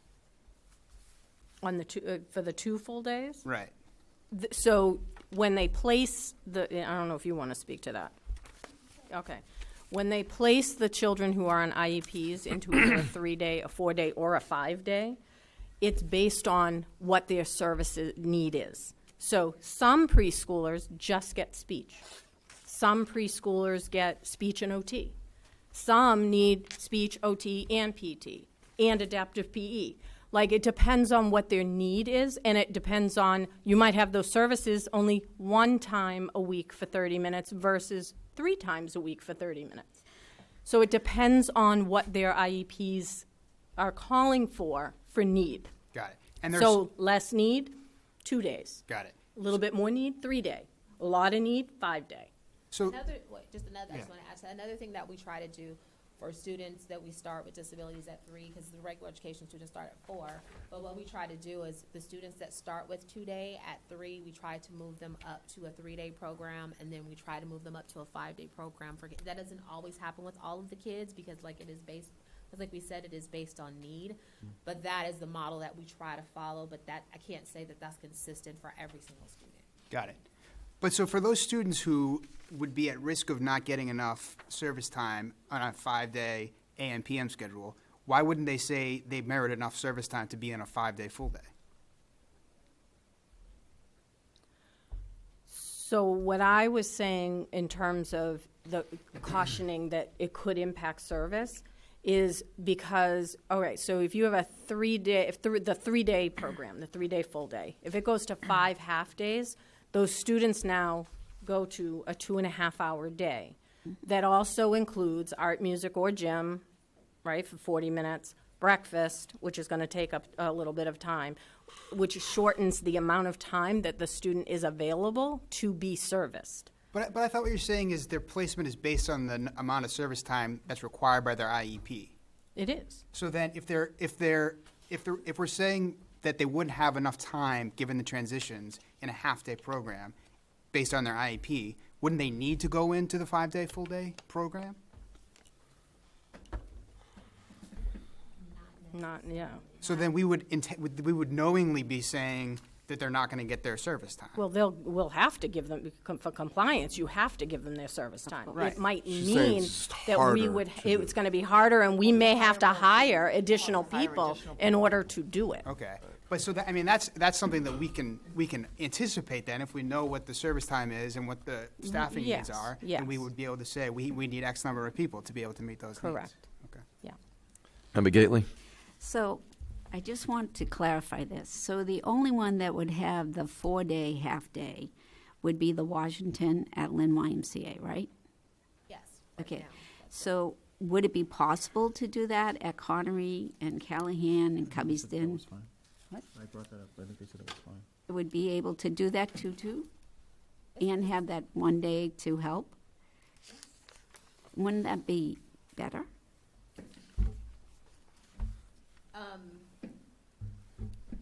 For So- everybody involved? You said what? For everybody involved. I mean, like, every school has a certain amount of special ed students in their classrooms, and wouldn't that be, like, if you had that one day so all that work could get done and parents' involvement and everything, and it would appease so many parents, I think.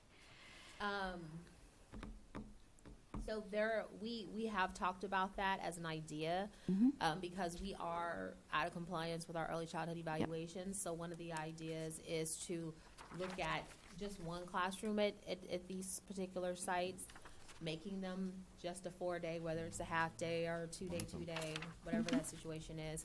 We actually looked at having that 5th day to help assess with the early childhood evaluations.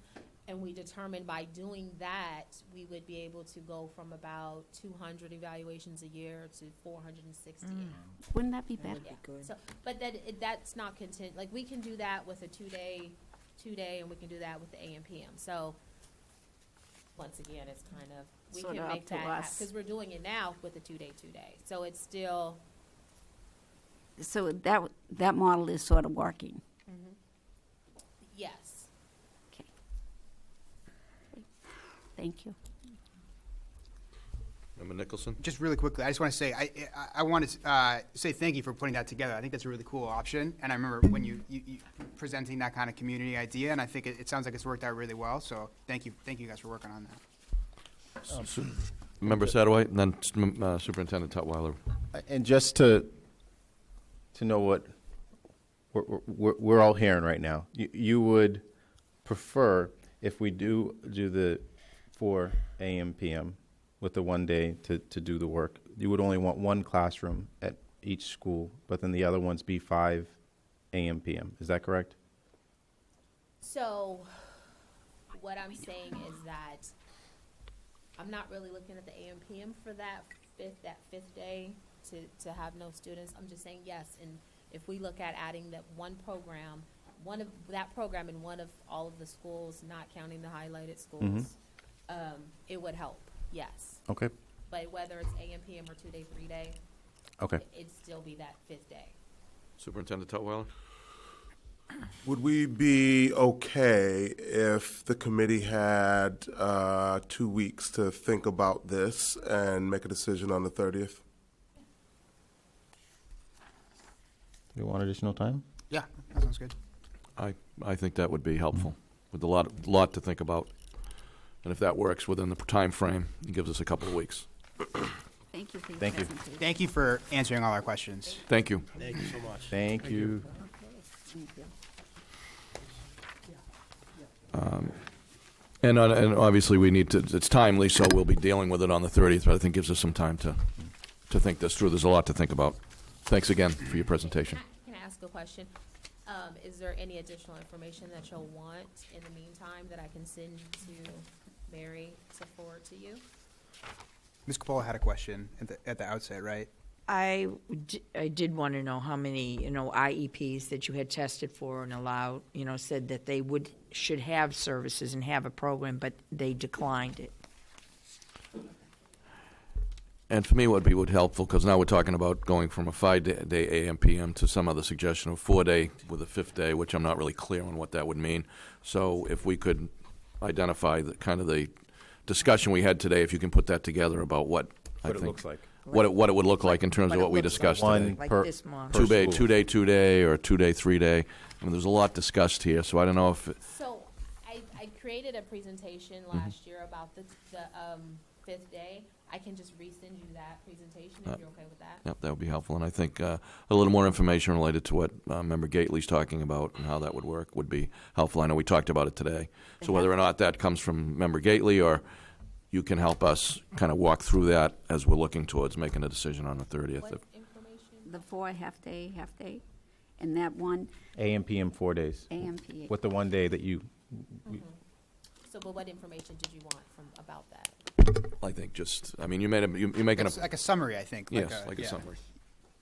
Putting it, writing out what the option is. Whether for the half, Yes. the 4th day. Yes, please.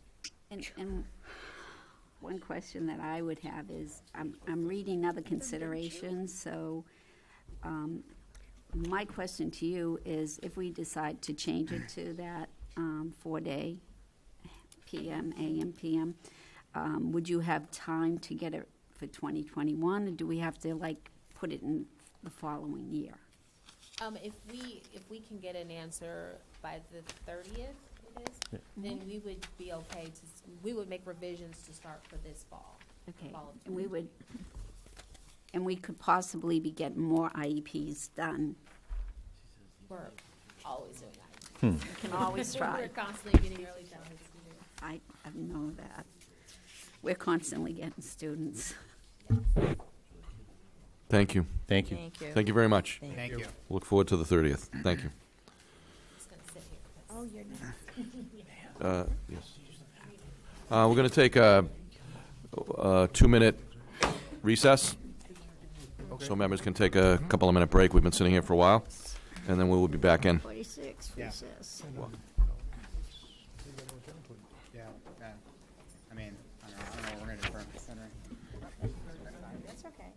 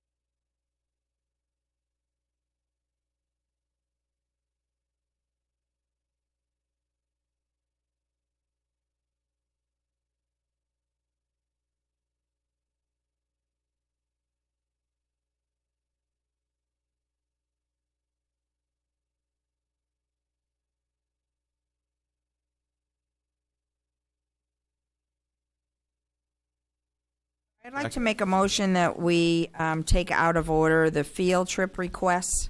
Oh, yeah. There's a motion on to take out the field. Second? Second. Second, roll call to do that. Roll call. Mr. Cassianis? Yes. Ms. Capola? Yes. Mr. Ford? Yes. Ms. Gately? Yes. Mr. Nicholson? Yes. Mr. Satterwhite? Yes. Mayor McGee? Yes. So on the agenda, the out of order field trip requests. First on the agenda is English high basketball to Manchester, Connecticut on January 11th, 2020.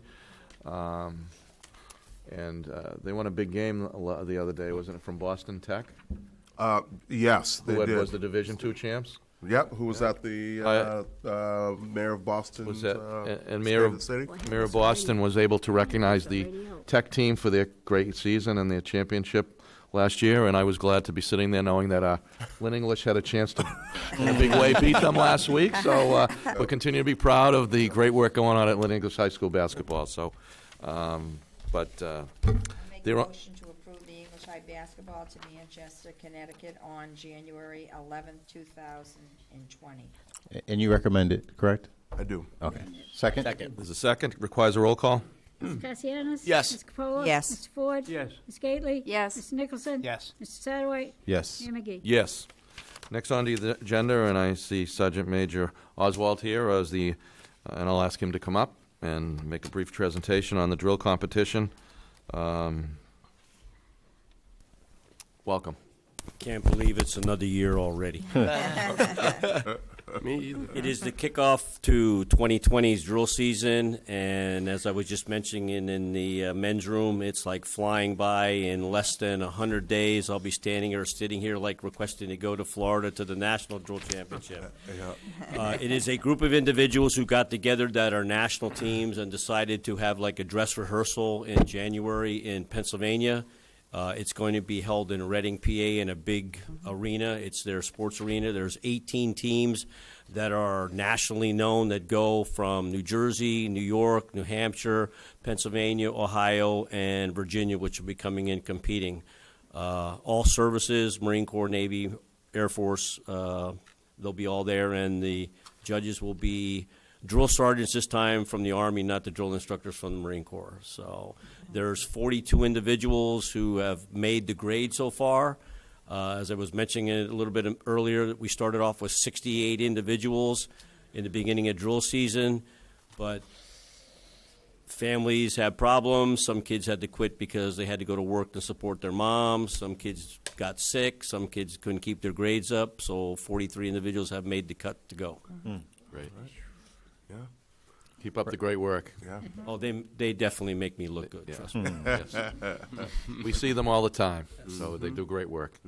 Thank So there's Superintendent Tutwiler. Yeah, again, I look for the committee's support of this trip, and I'm a big supporter of getting students, giving students the opportunity to see the other states, other communities, and Sergeant Major's program does that year in, year out, multiple times each year. So thank you for all you do, and I look for the committee's support for this trip. Well, I thank the committee for their support, trust me. Looking for a motion? Okay. Want to make a motion?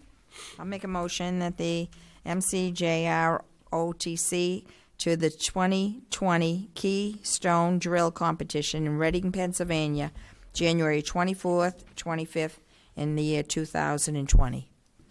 Second. The second requires a roll call. Mr. Cassianis? Yes. Ms. Capola? Yes. Mr. Ford? Yes. Ms. Gately? Yes. Mr. Nicholson? Yes. Mr. Satterwhite? Yes. Mayor McGee? Yes. Thank you very much. Thank you so much. Thank Good you. luck, Great too. evening. Good luck. Good luck. Bring back that hard. Bring They back don't the need goals. luck. Next on the agenda is positive behavior interventions and support. You want me to? Well, Ms. Jamerson, Mayor? Yes, Superintendent Tutwiler, Coming please. to the table, I will just say quickly, in Deputy Superintendent Powers' presentation on the attendance initiative, I believe that was our last meeting, she mentioned PBIS, Positive Behavioral Interventions and Supports.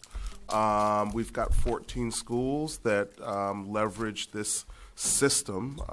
It's not an initiative, it is a whole school system. And in Ms. Powers' presentation, she talked about us expanding and becoming a PBIS district, which is a dream of mine.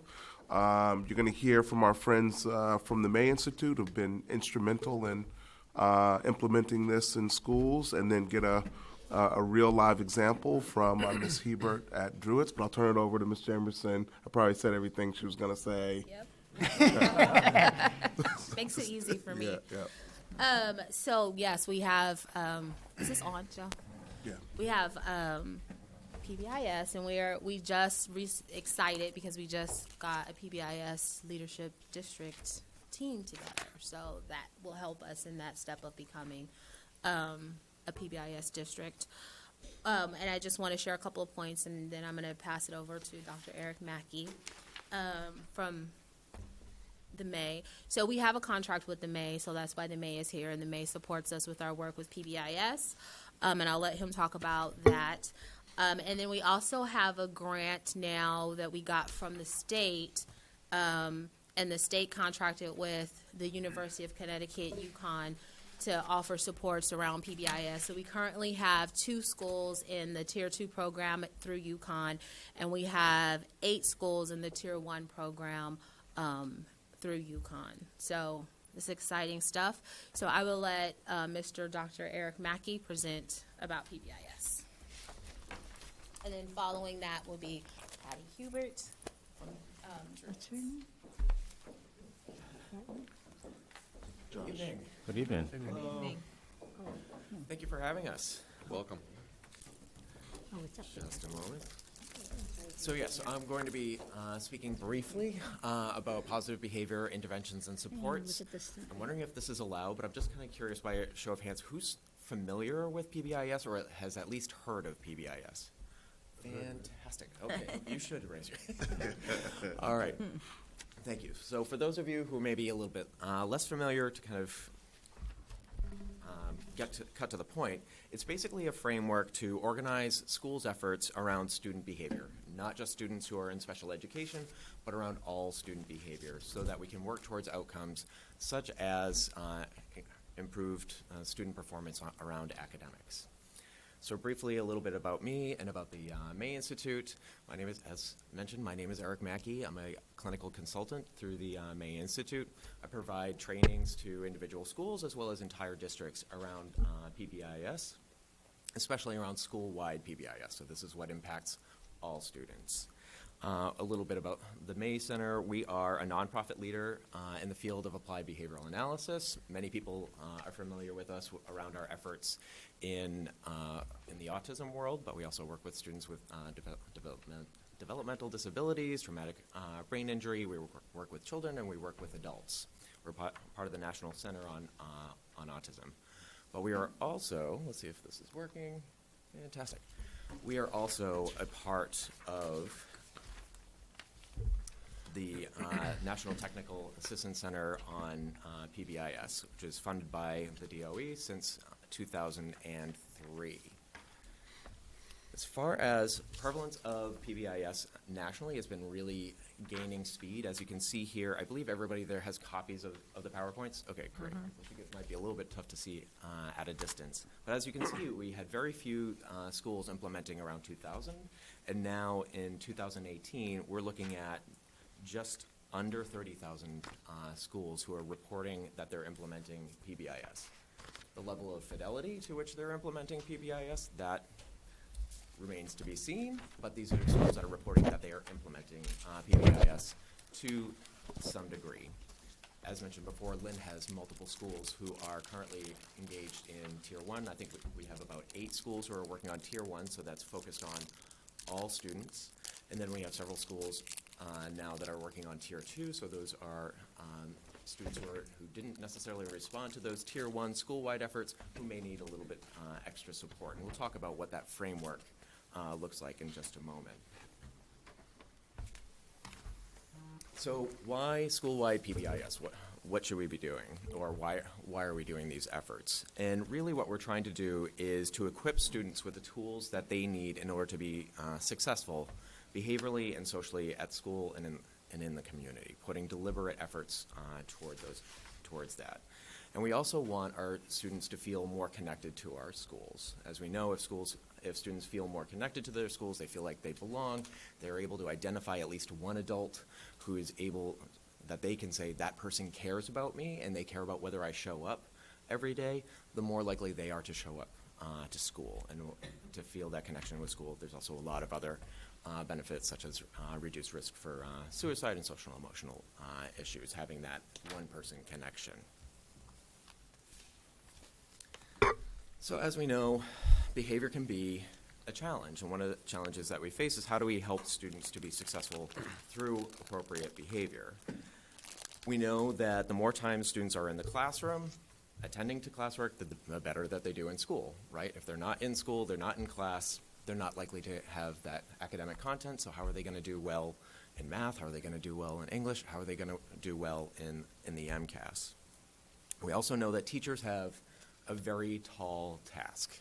Not only are they charged with teaching the content, managing multiple students, but they also have to manage behaviors. And this isn't necessarily what they came through learning about in their own training programs. They learn about content, they learn about content delivery, but especially in general education, they may not have gotten that training on what do you do when a student acts out? What do you do when a student says no? What's your toolbox? And what we are trying to do through our efforts in PBIS is providing teachers with that toolbox, as well as providing students with the skills they need in order to be able to exist within the classroom. And what we've also found is that the getting tough strategy, sending students out of the classroom, really doesn't help us very much. There are some students that respond to that get tough strategy. Student acts out, teacher says go to the office. That induces some fear, it turns behavior around. But for others, it may actually reinforce the behavior and encourage it to happen. If you have a student who is trying to avoid their classwork and we send the student out, what have we done? We've reinforced that behavior, or we're encouraging it to happen again. So what we want to be doing is thinking strategically about, okay, what is the why behind these behaviors? Equipping teachers to say, okay, let me think about this. Why is this student doing this thing? Giving them tools and data to say, okay, we think that this is to avoid the classwork. All right, so maybe my first go-to strategy isn't going to be to send out. Maybe it's going to be giving that student a tool to say, okay, I need help, or I can't do this right now, or can I use the bathroom right now, to give that kind of a shaped form of escape without saying you get your hall pass, you get to escape this work for a long period of time. Another challenge that we're looking to address is just the challenge of our systems and making sure that we have the systems and the resources to meet the needs of all of our students. Without the proper systems in place, we run the risk of putting our most at-risk students through multiple placements, giving them multiple office disciplinary referrals, high frequency of suspensions, and we know who's impacted mostly by this. Often it's youth of color, especially boys of color. So what we're trying to do is to create systems of support within schools so that the students have the best chance of success and that we're really meeting students at their level of need versus jumping immediately to special education and jumping immediately to out-of-district placement. We want to create a continuum of supports and resources for our students. So this is our framework that we work from. If you're familiar with response to intervention, RTI, it's often called. If you're familiar with MTSS, multi-tiered systems of support, I'm seeing some head nods. We love acronyms, but it's all the same triangle. And the way this triangle works is what we're trying to do is to provide evidence-based interventions, whether it's academic, social, emotional, that we believe the majority of our students are going to respond to. We give this to every single student. If they don't respond to that, we have measures to see if they're not responding. We have kind of catch areas, or we have kind of speed bumps to say, okay, certain students aren't responding. We expect about 15% to potentially not respond. For those, we have some small group interventions ready to go, identified. We provide those interventions. Hopefully, they're short-term and they don't need them anymore. But there are always going to be maybe 2 to 5% who may need a little bit more, who may need that individualized instruction, and that's fine. We're ready for that. But that third tier is not necessarily special education. Even if they're getting that individualized attention, it's short term. If they respond to it, I put them in special education. So we're constantly looking at data. This is based off of a public health model where you're taking a look at prevention. If we map it on to, say, cigarette smoking, your tier 1 may be PSAs, alerting people to the dangers of smoking. Your tier 2 might be a small group intervention with those who started smoking and are having a struggle, tough time quitting. Your tier 3 might be something individualized, individual therapy, or it might be a patch or something along those lines. So you can see how it kind of maps on. It's also a resource model. We want to think about where we're putting our resources. Oftentimes, we're putting a ton of resources, our best resources onto one student. We want to be thinking very specifically about how we're resourcing, because we only have so many resources. So what is the basic process of PBIS? What kind of steps do we go through? So first we identify a statement of purpose. What are our values? Who are we? What are we working towards? And this is an opportunity to really, oh, thank you. Much appreciated. This is our opportunity to make this culturally relevant to the school. The school itself identifies who are we? What do we value? And then what does that look like to be respectful and safe within the classroom? What does that look like to be respectful and safe within the hallway? So we clearly define what those expected behaviors are. Instead of saying to students, okay, you should just know, we're going to prepare them with how it is to exist in the classroom, how it is to exist in the hallway. Then we're going to identify procedures to actually explicitly teach those behaviors. Just as we would do with math, just as we would do with reading, we want to explicitly teach how to exist in the school, how to ask for things appropriately, how to ask for the bathroom, how to sit appropriately. Of course, we want to make sure it's developmentally appropriate. Elementary, we're going to be talking about different skills than we're going to be talking about at high school in most scenarios.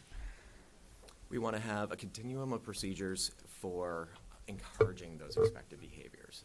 And we want to make sure that it's worth their while to do the expected behaviors. We want to make sure that students know that they're doing the right thing. For some schools, that's a ticket system to recognize students. Sometimes you might have heard of Dojo, Class Dojo, where students get points online for exhibiting appropriate behavior, and that's a wonderful system that can do outreach to parents. So ways to encourage the behaviors that we are looking for. On the other side, we also have a continuum of responses for unexpected behaviors. We're defining what unexpected behaviors, getting very clear about what are unexpected behaviors so that there isn't a whole lot of gray. It's in those grays of unexpected behavior like disrespect. Disrespecting can encompass an entire continuum from talking behind somebody's back to outright swearing at somebody. There's going to be different levels of response, but if we have the same response for the different levels of disrespect, we do run the risk of over-disciplining our students. So we want to get very specific about how we're defining our behaviors and what are the responses to those behaviors. And then we want to make sure that we're taking data. We're keeping data on, are we recognizing students? Who's getting recognized? And what students are getting disciplined. We're taking a look at office disciplinary referrals. We're taking a look at absences. We're looking at grades to see, are we actually making gains? And if we're not, okay, who needs those additional supports? So I could bore you with going through all the research, but thankfully we've summed this up for you. Do PBIS to fidelity, the outcomes are really quite significant and quite positive. They help reduce major disciplinary infractions. They reduce aggressive behavior, improve emotional regulation, increase academic achievement. It's all in front of you, but it's all things that we are working towards. Sometimes people say, okay, we're not in the business of behavior, we're in the business of academics, but they're tied. If a student's able to attend to class, sit in class, be in class, and attend to class, then they're going to get the academics, or they have an improved chance of getting the academics. If they're sitting in the office, bless you, if they're sitting in the office or they're sitting in an in-home suspension, they're not getting that academic content. So this is just identifying the fact that we are already in several of your schools. You will see a couple repeats here, and that's for schools who have kind of reinitiated the process with the May Institute. Our focus is on fidelity, making sure that schools are doing PBIS as it's outlined. So we want to make sure that we're providing those supports to make sure that as many of the aspects of PBIS are in place so that it has that greater chance of success. And we are, as noted before, in the process of creating a district-level team, which is very exciting. So that now we're working on PBIS basically and supporting PBIS from the ground up and from the top down. And what we're finding is that we have better outcomes, or at least better chances of improved outcomes when we have higher levels of systems of support. But teasing away from the very conceptual, I would like to invite the principal from Druids to talk about what it looks like within a specific school. Yeah. Is it okay if I stand? Sure. Absolutely. All right. That's how I talk with my hands, I move. We need to have her on the The microphone. only thing is the mic, which is a little cumbersome to like walk around with, but if she projects. Yeah, just talk loud. Really Talk- loud? talk loudly. Loud. Use your teacher voice. Classroom voice. Thank you all for having me here tonight. I'm Patty Hebert, the principal at Druids. This is our 5th year with PBIS at Druids. I believe you may have our brochure. This is a family brochure that our school social worker, Lynn, developed to give to our families to explain what is PBIS. So I think you may have that. If not, I'll just pass it around. Take a look at that. Yeah. This is our team at Druids. This year it's somewhat of a rebuilding, tweaking some things that have been happening. It is our 5th year at Druids, so we've added on every year. We're looking at changing our team about every 3 years. We need to get a new perspective on what is happening in the building, and we have new teachers that come in yearly to Druids, so it's nice to get that fresh perspective. Our mission at Druids is through teamwork, the Druids community will create a safe and supportive environment where we can learn, grow, and become great citizens. Everything we do is centered around 5 core values. So being safe, respectful, responsible, attentive, and positive. We're looking for these things to happen in 5 locations. So what does it look like in our hallways? What does it look like in our classrooms, in our cafeterias, in the bathroom, and out on the playground? So at the beginning of the school year, we have developed lesson plans for teachers to teach students how do we behave in all of these locations. So I have a sample of some lesson plans for you. You can see each of these are outlined in the different locations. Thank you.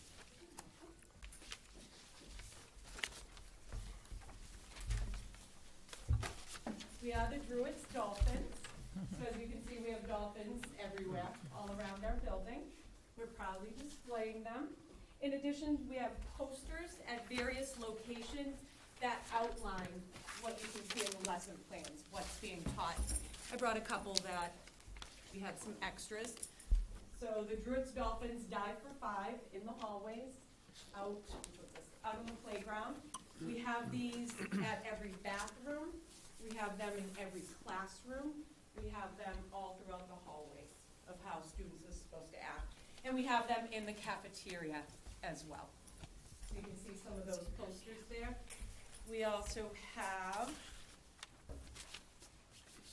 see our big Dive for 5 throughout our building that outlines the core values. And you will also see our voice levels. So everyone from all classroom teachers, specialists, cafeteria workers, paraprofessionals, anybody in the building, they know what the voice levels are and what it should look like at each level. And this has been practiced and it's been taught to students deliberately so they they know when someone says, what's a level 3 voice, they know what that sounds like.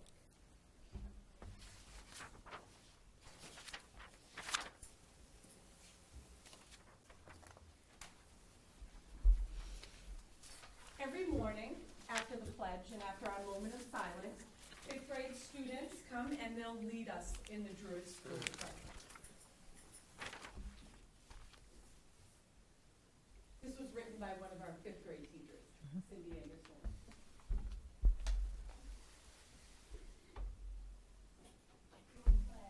I will act in such a way that I will be proud of myself and others will be proud of me too. I promise to be safe in all that I do, to be respectful and attentive to my teachers and classmates, and to be responsible by listening and cooperating in class. I will have a positive attitude and always be the best that I can be. Thank you. And we have that displayed as well. The pledge is displayed in all classrooms, in the main office, in the hallways. With PBIS, instructional time is more effectively used for teaching, and the overall school environment is calm and conducive to learning. Students are recognized for their positive behaviors throughout the school day. Recognition includes things like our dolphin dollars. Thank you for being so attentive. Safe. We have some of these that we share with our students. Rich, need to get all the dollars. Carry around the dollars in their lanyard, right in their pocket, so anybody could hand these out. We have the golden. That's kind of being good. That's so cute. You click one. So definitely, it has made a world of difference. We've seen a rise in respect for one another and just positive behaviors, and then a decrease in those unwanted behaviors. We have also the golden ticket. So those are given out. These are worth 30 points, $30, if you will. So if children are, if they're walking in the hallway, our school secretary may see them walking by quietly and give them a $30 ticket. So that is just, it could be a class-wide one. If they're playing safe out on the playground, anyone can go and give one of these tickets. So students are recognized with a dolphin dollar when they display one or more of the core values. The golden ticket's worth 30. Dolphin dollars are tracked weekly, and one class at each grade level at the end of the week will earn extra recess. Sometimes teachers will have, if their class has earned, they have different things going on in their classes using the dolphin dollars as well. They may earn a popcorn party, or they may earn a no homework class. So those are other things that are happening in the classroom. That's good.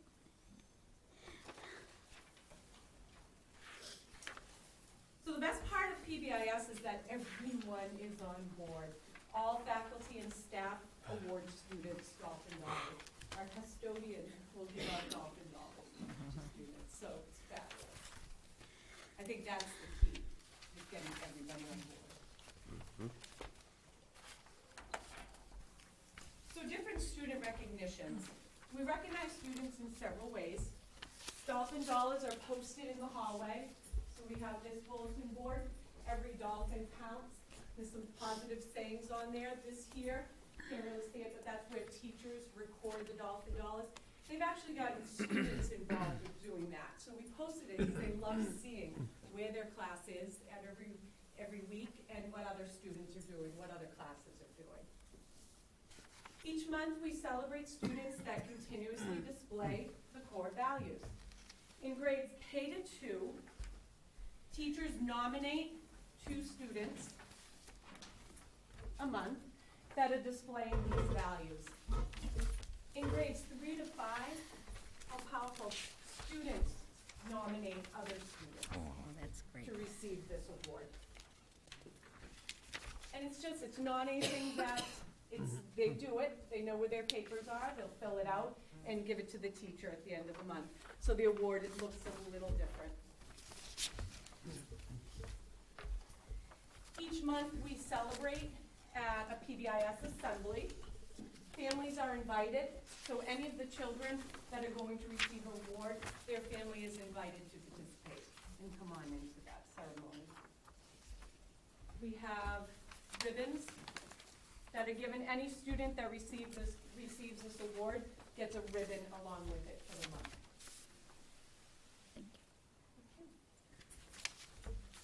In addition to that type of celebration, last year we started positive office referrals. Sometimes kids are just seeing me when it's poor behavior. So I said, you know, a couple years ago I said, I want to be able to see kids more than that, just get to recognize what they're doing. So every teacher in the building is responsible for turning in a positive office referral at the end of the week. This is something that's happening weekly. When I receive this over the weekend, I'll write something to the students.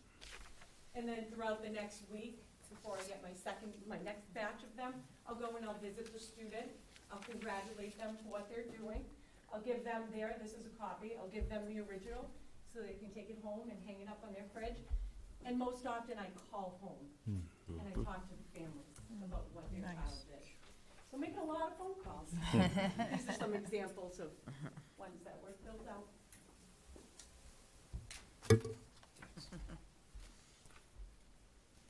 Here are some pictures of our monthly assembly. We also celebrate perfect attendance during this assembly as well. It's a great forum to celebrate all the kids that are coming to school every day. And we always said, we have Finns. This is Finns with a Z that comes to visit once a month as well. And may make an appearance at our basketball games. And then we always end our assemblies with our chant, our Die for 5 chant.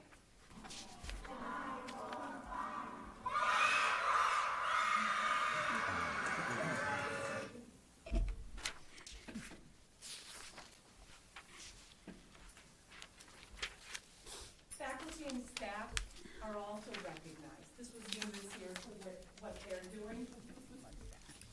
We have weekly drawings for the Teacher of the Week parking spot. Oh, I love it. Right out in front. Want to give a shout out to my husband. He made that. It wasn't really my vision when I saw it. I'm like, it's kind of like a cross. I'm like, I am blessed to have all the teachers. All right, it's going to work. And the teachers love it. Kids are cheering for their teacher when it's announced. It's always announced on a Friday, so they'll have the parking spot all the next week. One teacher got a banner that she wore around. So, things like that.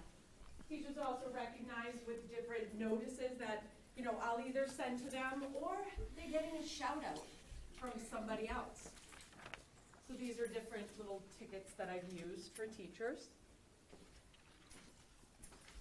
If a teacher, rainy days, snowy days, we let kids in the building, teachers will just come down and help monitor the hallways before it's time for school. So I'll recognize them by putting their name in the Teacher of the Week so they have more chances at a drawing for the parking spot. Or sometimes different things that I'll have, the big Sharpies, anything that I can find to give out to teachers.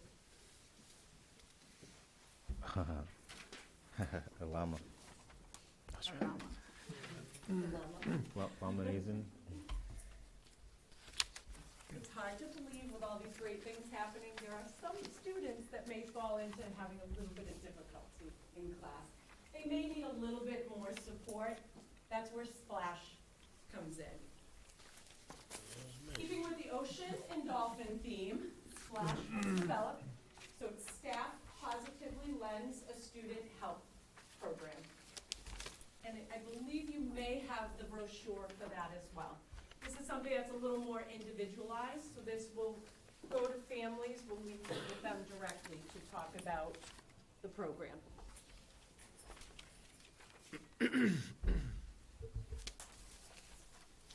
We have a different team that meets for the Splash program. This is a Tier 2 intervention. Students need a little bit more. I highlighted Miss Mara up there, Hulseman.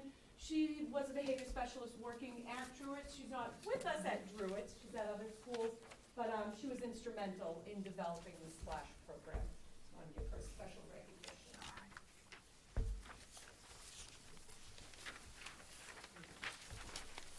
So So when students are recognized for needing additional support, the team works together to devise an individualized plan for that student. It's called check-in, check-out.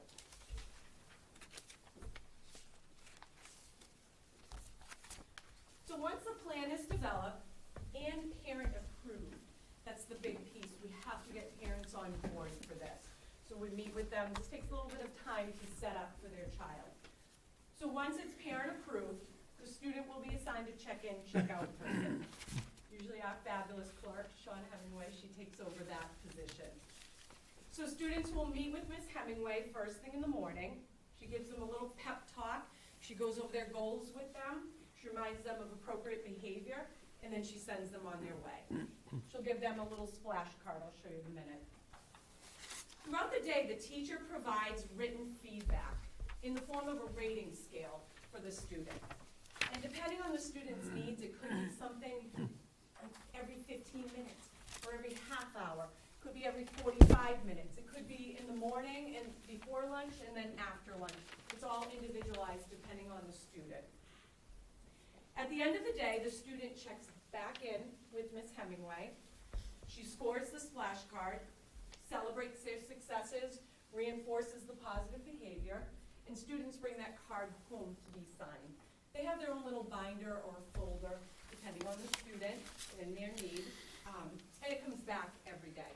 Some parents will sign it, some parents will comment on it, and we'll just hold on to that, keep track of it, stays with the student. Points on the splash card turn into dolphin dollars. And then students have a menu of what they're working towards. It's on there. That's great. I have some little explanations here of what it is. I have an example of our tracking system that we use. So this is just for us to keep for the data. This is a splash card for one student, how it was developed. And there are a couple other examples of splash cards. And then your menu. You can see some of the things that they're working towards. Being an office helper, playing a game, having a popcorn party for their class. So this being junior principal, they love that. One of the favorites, they'll save all their dolphin dollars. My toughest kids love to be junior principal.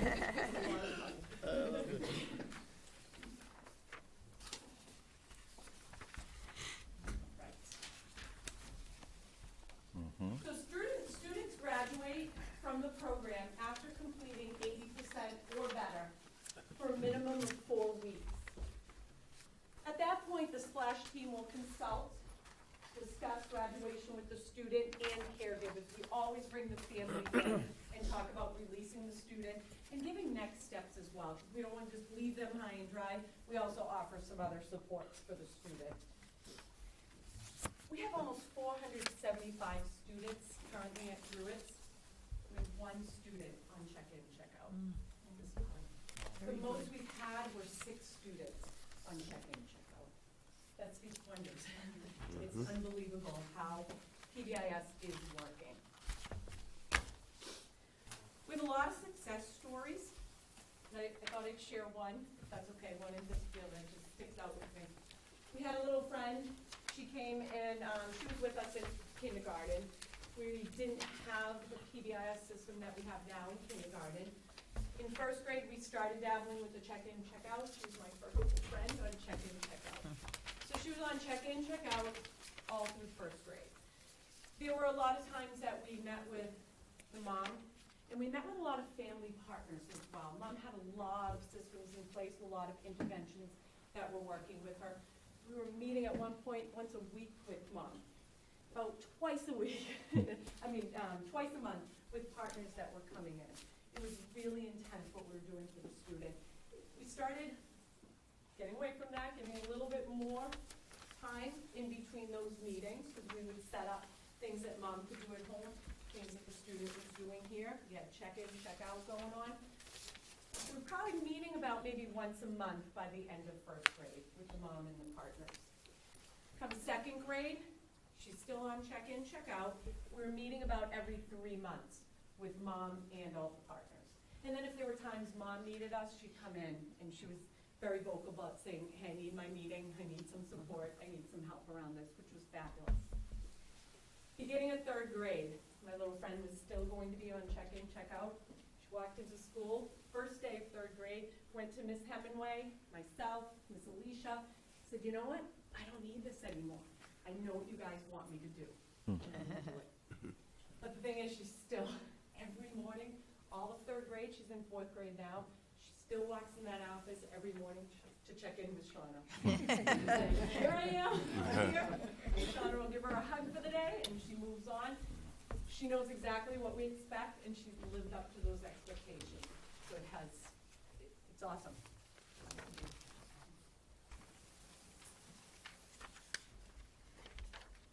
The other great feature about PBIS is being able to collect the data.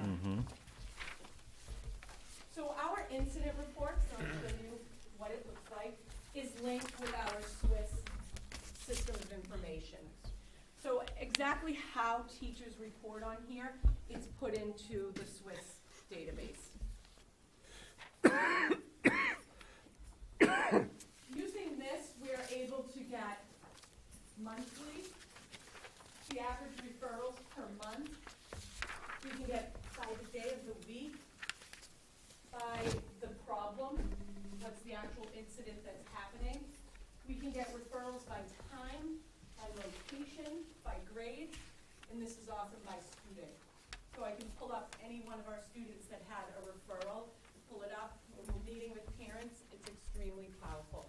I show students that as well. It's even more powerful when the students are seeing that. So it's great to have that piece.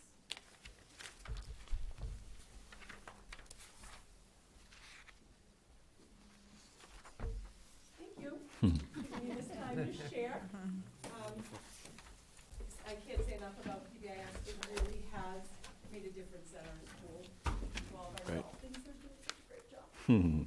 Great, thank you very much for the presentation. Member Satterwhite? I want to thank you both for putting together a great presentation for us today. I know that over the past couple months I've been speaking to Dr. Tutwiler about what mechanisms we have in place for kids that are going through transitions, whether to a different school or from middle school, from elementary to middle, from middle to high school. And I think this kind of, you know what your expectations are. It's inclusive. There's a community base. There's encouragement. It's school-wide, so it's no secret as to what's expected. I'm pretty sure that this will help, be extremely helpful for wellness teams because it sounds like they're doing some good stuff on that aspect as well. This is a key piece in building that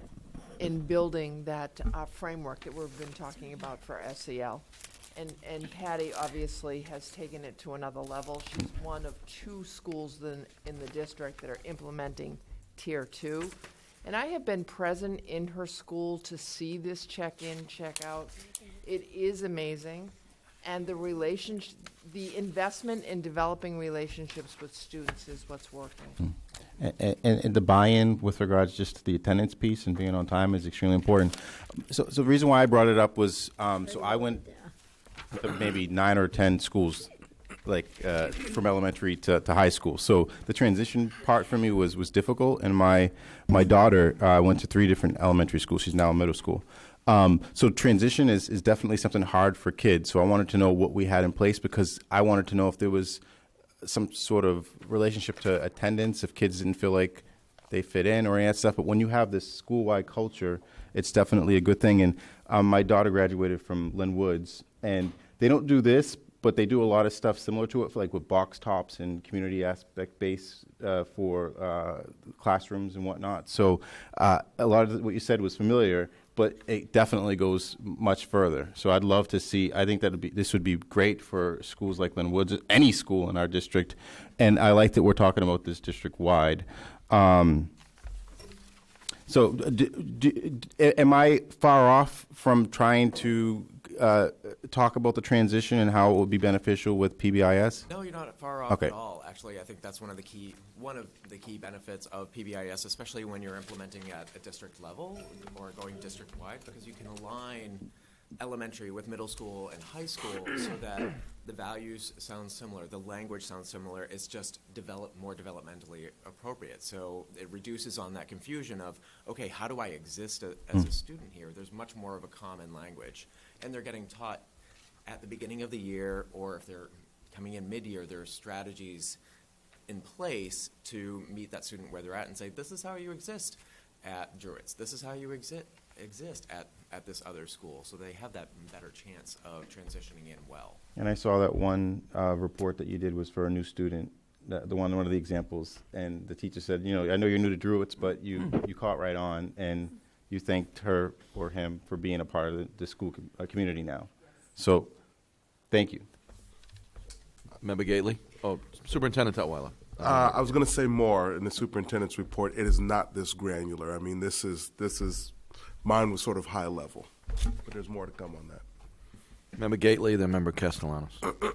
I want to thank you also. I really love this, and I just feel a little bad that I'm looking at these schools, and I know your school is a feeder school to Breed, and I wish it was there for Breed to just take their catch and help them out while they're there. So kudos to your school. I bet it's awesome over there.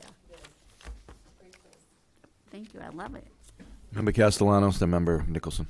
That was a tremendous presentation, very informative. I really appreciate the presentation from the start to the finish. PBIS is vital. It aims at the root of what we're trying to do. It's something that is vital to creating the equity that we've been working towards. Something that really, hit me pretty hard positively was the students reporting that they have a positive social relationship with at least one staff member of the school. That's vital. That's huge to building the academic endurance that we want these kids, especially those kids who are going through adversity, those social, emotional, impactful movements that will keep these kids who are battling some severe odds at their home, and being able to develop that positive bond can really project and change the trajectory of kids who are living in inequity socioeconomically, and many of the different traumas that our children and our students face on a daily basis. It's definitely it's taking a hit at poverty and a lot of the issues that we see. I also appreciate the strategic thinking on why, how to enhance our teachers' toolbox. Instead of just, going on, I like the analogy on the challenge one, getting tough. You don't know what's happening to that student. You don't understand what happened the night before, if they ate, they witnessed, whether it was removed from a home. I'm a social worker, so we get kids that going to school settings, and sometimes communication might not get to that teacher or that staff. They might not, they walk into get out the classroom, you're behaving. Maybe they wanted some love, and that's something that I think it's important to have, that detection system. And to be honest, that's a hard detector to have. We can't expect teachers just automatically get it. And I think that's why it's vital to have, that kind of training. I think PBIS does provide that. And I just want one more thing. This picture, if we could zoom in, maybe they got it up there. Zoom in. Oh, yeah, this right here was so important to me because creating systems of success is so important. Being a social worker for the department, I see this happen all the time where kids who are faced with severe life deficit with mental health and poverty, they're consumed by a very lethal system.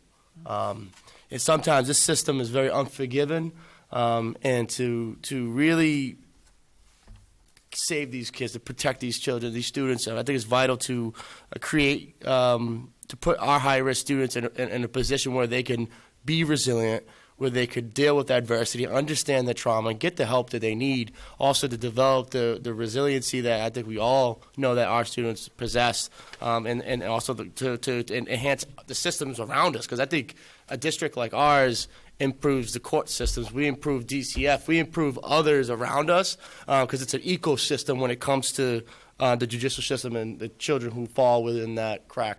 So I really am grateful, and I'm very strong support of these initiatives, and obviously bet your next month's salary. I love the broken down the research. It really says it all. And I would love to continue to see. I look forward to seeing this implemented in our school district. Can I respond very quickly? Yes. You hit upon trauma, and when we're looking at cities, there's a higher prevalence of direct trauma as well as vicarious trauma. And the wonderful part about PBIS is there's also a high alignment with trauma-informed practices. When you think of making sure that things are predictable, the rules are expected, what's happening next is expected, predictable schedules. It's all baked into the cake with PBIS, and what's nice about it is it brings a lot of those initiatives, such as anti-bullying, trauma-responsive practices. It brings them all under one umbrella versus working on different separate initiatives and dividing our attention. Member Nicholson, Member Ford, then Member Satterwhite. Thank you. Yeah, echo my colleagues. Thank you for everyone on the presentation. Thanks to all who have been implementing this throughout the district. I think it's so exciting. I think it's so exciting to see something like this that fits into SEL that's touching all students and is particularly helpful for those students that need the most support. I think it's such a win-win for the district. I want to particularly thank Principal Herbert for the joyous presentation and making this really come to life for us and all the work to bring this to here to make us feel like we could be at Druid seeing what's going on. So thank you for that. I think it's amazing, and I think it is particularly exciting to learn about how the entire staff is involved and how important that is to have that level of buy-in and that level of support for those kids that get reinforced no matter where they turn. And yeah. And that common language, I think, is so helpful. I did have a quick question about the presentation. Is the school-wide information system, this data here, what's the application that you're using to track that? It's actually called That's SWIS. what it's called. School-wide So is information system. Yeah, it's the program. So there's Druids and Callahan have Swiss and Swiss check-in and check-out. So because they're tier 2 level schools, so it is the actual program that the school can go into, and all the students are uploaded into. Okay, so will this Swiss program will be eventually added to other schools once It's in every PBIS school. It's in every PBIS school. Got it. Okay. Yeah. So we have a district-wide Yeah. contract to it. Awesome. That's involved in PBIS. This is a PBIS tool. Makes sense. So, I mean, I would imagine that all of this is really helpful in a lot of the indicators that we would be looking for. Have we started to see those kinds of results in other indicators that we care about from implementing this? Well, it's so informative for schools, in getting data, in parent meetings, in interventions, in deciding what services are needed for students. Swiss is a key piece to the whole model. But I mean the PBIS generally, I would think that you would see impact, because this is recently implemented. Not in Patty's school. So how long has it been in place? 5 years. Okay. So are you seeing differences before and after over the course of 5 years in? Transformation in Mrs. Hebert's culture and climate is unbelievable. I can remember when Mrs. Hebert went into Druids, this was absent from there, and where this school is today. Yeah. So that's what I'm asking. Is that showing up on specific indicators like attendance or, other data that we track? So I can't For speak academics? intelligently to it because I don't know it, but the discipline incidents that would show up that's another one, in right. Swiss over time, and again, I don't know what it is, but I just heard Ms. Hebert say that they've got 475 students and 1 student on the check-in, check-out system. I mean, that's amazing. Yeah. But maybe Ms. Hebert can speak to what the trajectory has been in terms of discipline incidents as you implement this with Fidelity. We've definitely had a tremendous decrease in that incident reporting. I bring it also to budget meetings as well, different times while bringing all the Swiss data to show I need to have this program in our school, and from the years that it started. We started slow. You can't jump in. We had so many ideas, but we couldn't implement everything at once, and we had to tweak along the way. We have also increased in our academics. Unbelievable. We started, it was, maybe we're like 49%. Wow. This point, and That's that's amazing. been over 5 years, it's constantly been increasing. That's great. Students are in class, they're not out of class, I'm not dealing with the amount of behavior problems from the very beginning when I started there. This is my 6th year at Druid. Thank you. And in Dr. Mackey's presentation, his next to the last page has the list of the schools and the years that they began. So like in 2018, Washington and Marshall started, so they're on year 2, but we weren't part of this grant at that point. This year, Brickett, Marshall, and Washington, because now they're part of this grant, so it's much more intense. Hood, Lynn English, Pickering, and Harrington. This is their year 1 of implementation, so it's going to take time for them to develop that same type of culture and the same systems. Many of them have, some of them already started going, but 5 years in, that's what it ends up looking like, so long as the work is put into it. That's awesome. Member Ford. Yeah, I want to thank you both for a very good presentation, and I want to congratulate you on, obviously, the 100% buy-in over at Druids. My concern is, are there schools that still are not had this available to them? Yeah, Well, we've listed the schools, and the goal is to become a PBIS district and to expand to all schools, but Costs so money, Breed- so you. Breed Costs is money, not- takes Breed time. is not yet, no. but they will be. Yep. Yep. Because the first thing to me would be to have 5 years of great buy-in from the kids, and then have it fall off a cliff as they leave Druids and go on to middle school. I mean, that has to be the continuity. Because obviously she's got a culture down there that's, and the cultures are contagious. She does. She Hmm. does. Now, I'm gonna Satterwhite. go directly to professional development. Is this being provided by the Main Institute? We're talking about janitors and. They're in academies. These new schools are in academies sponsored by DESE. So your teachers and everyone else that's involved with this take PD to understand exactly what this is that they're doing? When we first started PBIS, there were a team of us, about 10 teachers, that include also a social worker, program specialists, that we had a week-long institute. That's when we developed, what does this look like? What do we want to have happen at Druids? So we developed the lessons, we developed the core values, we developed our mission. So we did all that background stuff that had to happen. Then we, as a team, brought it to the school. So we spent our faculty meeting, team time, we spent PLT time working on PBIS as school-wide. Yep. That happened for probably about 4 months before we even implemented anything. So there's not like an outside entity coming to do PD? There is. Okay. So, yes, we currently have, there is an outside entity. So the training that she received was done by the May Institute. Okay.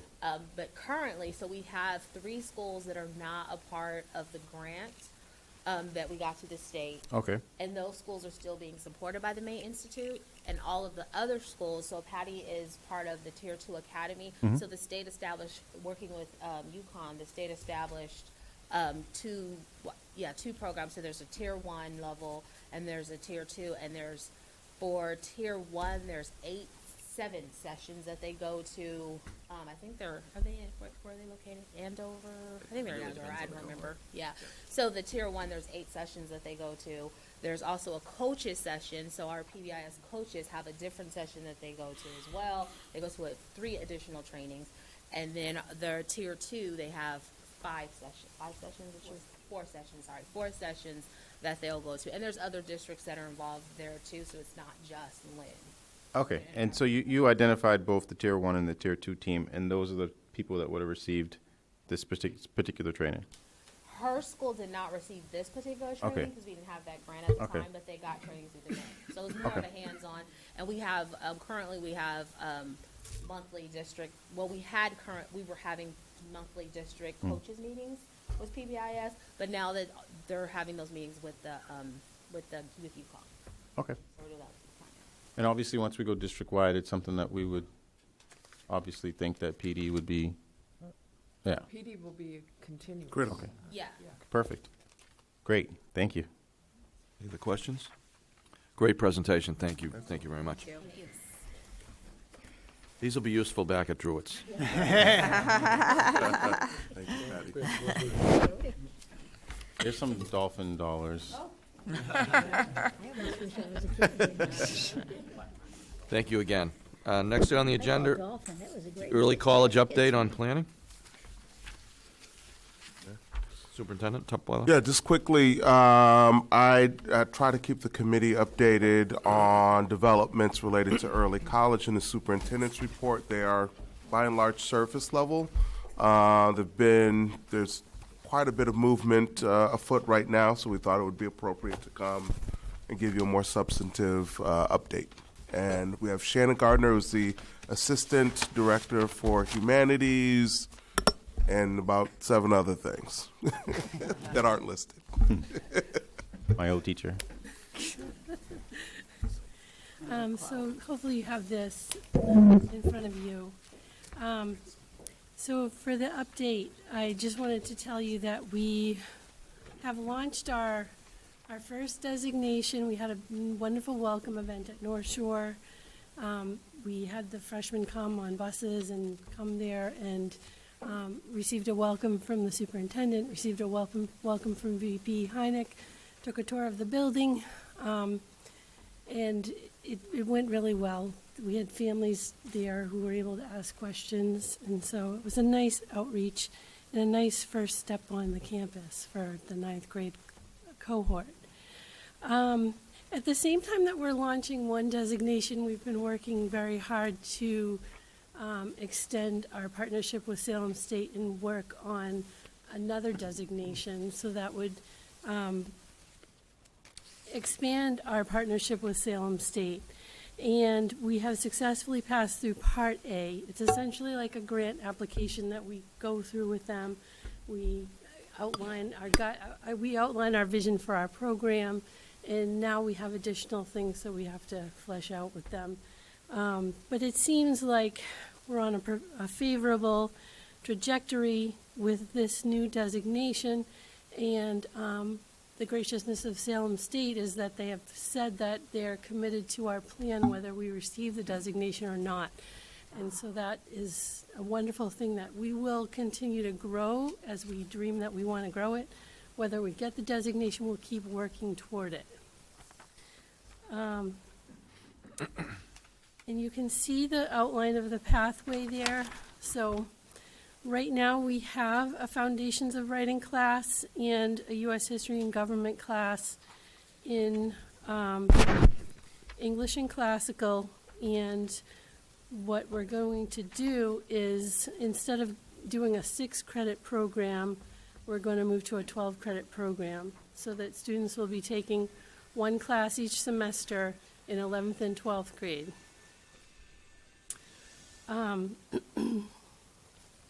Along with this whole thing, we're developing the college and career plans. We have 2 teams who are getting training from DESE now to create modules for students to work through with teachers in 9th and 10th grade, and actually through 11th and 12th grade, to kind of get to know themselves and what they want to do in life and explore career paths and just get a sense of what they may want to do.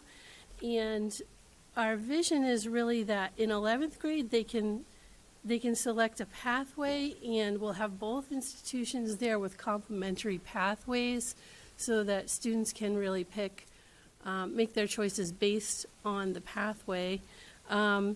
And there are courses that are in each designation that are part of the mass transfer block, so that those courses can transfer to any public institution and many private institutions.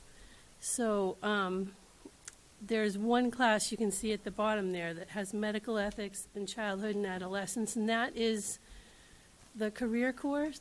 And however, that could also become an elective if they get into college and they say, well, I thought I wanted to be in the medical field, but I really like this. It will still be something valuable for them.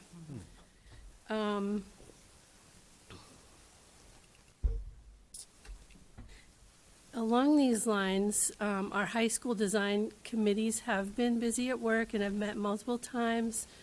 And we're now in the drafting phase of a new design that prioritizes college and career pathways. And within this phase, our next step will be to communicate widely with stakeholders through surveys and meetings. And when we get to that point of policy considerations, I'm sure there's going to be an appropriate time for that to come forward to you. And what we're trying to aim for, hopefully, is a schedule that can help us expand our possibilities and potential for how we can lay in these classes, and also kind of build in some other things in the schedule that we need, like a space to do the MyCap activities, some more common planning periods and things along that nature. To accommodate the hybrid courses for students in the NSCC designation, carts of laptops have been prepared for each participating classroom. Students will be able to use these computers in class as well as sign them out for home use. And a recent grant has also provided funding for additional computers and carts to support students in the anticipated SSU designation. So that's good. More tools for the students. I received some questions from Member Nicholson, and I would like to just run through and answer those questions for you. The question is, how many students participated last year, how many this year, and what are the projections for the next 2 years? So last year, 133 students participated. This year, we anticipate 225 or more will participate. Next year, we project 350 to 425 students will participate. And in the following year, there are potentially more than 600 students will participate. And our big vision over the years is to incrementally build this up so that all students will have an opportunity, if they so choose, to be part of an early college pathway. The course passage rates continue to be high. Approximately 70% of students receive A's and B's. What are we looking to as evidence that the program is succeeding to the greatest degree possible? So up until this point, we have had classes in the afternoon and evenings, and we have found that those classes are attended by students that can be characterized as go-getters who get themselves there, who are involved in the classes, and they're really self-advocates to get themselves into the programs. And I think that the 70% A's and B's is somewhat in line with those characteristics. Now, as we move into a program that is within the school day and we're trying to reach a broader group of kids, I think that we have to be looking not just only at grades, and I think that what we will also look for is growth and perseverance in the program and how to support that in students so that when you encounter difficulty, how you work through that and continue to push forward. Will there eventually be data available about the higher education success of LPS EC participants? And will we know how many students go on to graduate at different levels of higher education? Is that the data the state expects? So this year, they started a new coding system in Sims where we have to give the students who are in the early college designation a special code. And I can only believe that they are doing that to specifically track those students, and also 4 and 5 years out, they'll be able to look at their post-secondary outcomes through National Clearinghouse data in reports that will be available in Edwin. So I'm sure that Massachusetts has a very robust data system that I'm sure that's their plan. How does this program impact our budget? And how will the expected growth in the program be paid for? So, currently, my father has a saying that if you want to get something done, give that task to a busy person. However, there's like a law of diminishing returns there, and the senior leadership has responded to that and have through grant funds sought an early college coordinator, and we're working on hiring that person right now, and that's going to really help us extend and support this program in the way it deserves to be supported. And there will hopefully, in the Salem State designation, we can write in for more grant funds, potentially for a second person who could also help us. There's so much to doing this program well. To close opportunity gaps for post-secondary success, we have to consider things like the whole college-going culture of a school, the robust communication within the school, the outreach to students and families, and also the increased rigor that this transformation represents, and how we will really look at our academics and our vertical alignment into the program so that we're preparing kids all the way along. So those are all the things that we think about when we think about how we could do this well. Grant funding, we're always wondering and hoping how it's going to be sustainable. And so that's an open question. I think that we feel that the landscape in Massachusetts has very favorable winds of advocacy to support more funding coming in. And that's probably about as much as we could say. Okay. Along with Salem State, North Shore is a crucial partner. We know North Shore is undergoing a leadership transition. Is there a way we can communicate the importance of this program to the team responsible for setting the new direction of NSCC, i.e. the search committee? I reflected on that a little. I don't think that we were involved with the Salem State committees before, and I don't know if that is really our appropriate place or not. I guess that remains to be seen. However, I can say that both institutions have committed to designations, and we have DESE and they have the Department of Higher Ed, and those designations are under the auspices of those guiding bodies. And so I believe that whoever comes in will be compelled to honor that. But not only that, I think that all colleges now are concerned about their enrollments, and this is an important growth area for colleges, and I just think that they will. And then we have built up, we've been very committed with them since 2012, and in that process, we've built cross connections with them, from instructors to the middle management all the way up. We joke and call them our coworkers. So I think that with that kind of buy-in in that whole column of employees, I think that this will continue to be a strong partnership. Those were the answers to the questions put forward. Thank you. If I can answer any more. Thank you. Thank you for the presentation. Member Nicholson, then Member Ford. Well, first of all, thank you for the presentation. I think this is so exciting, such an amazing program.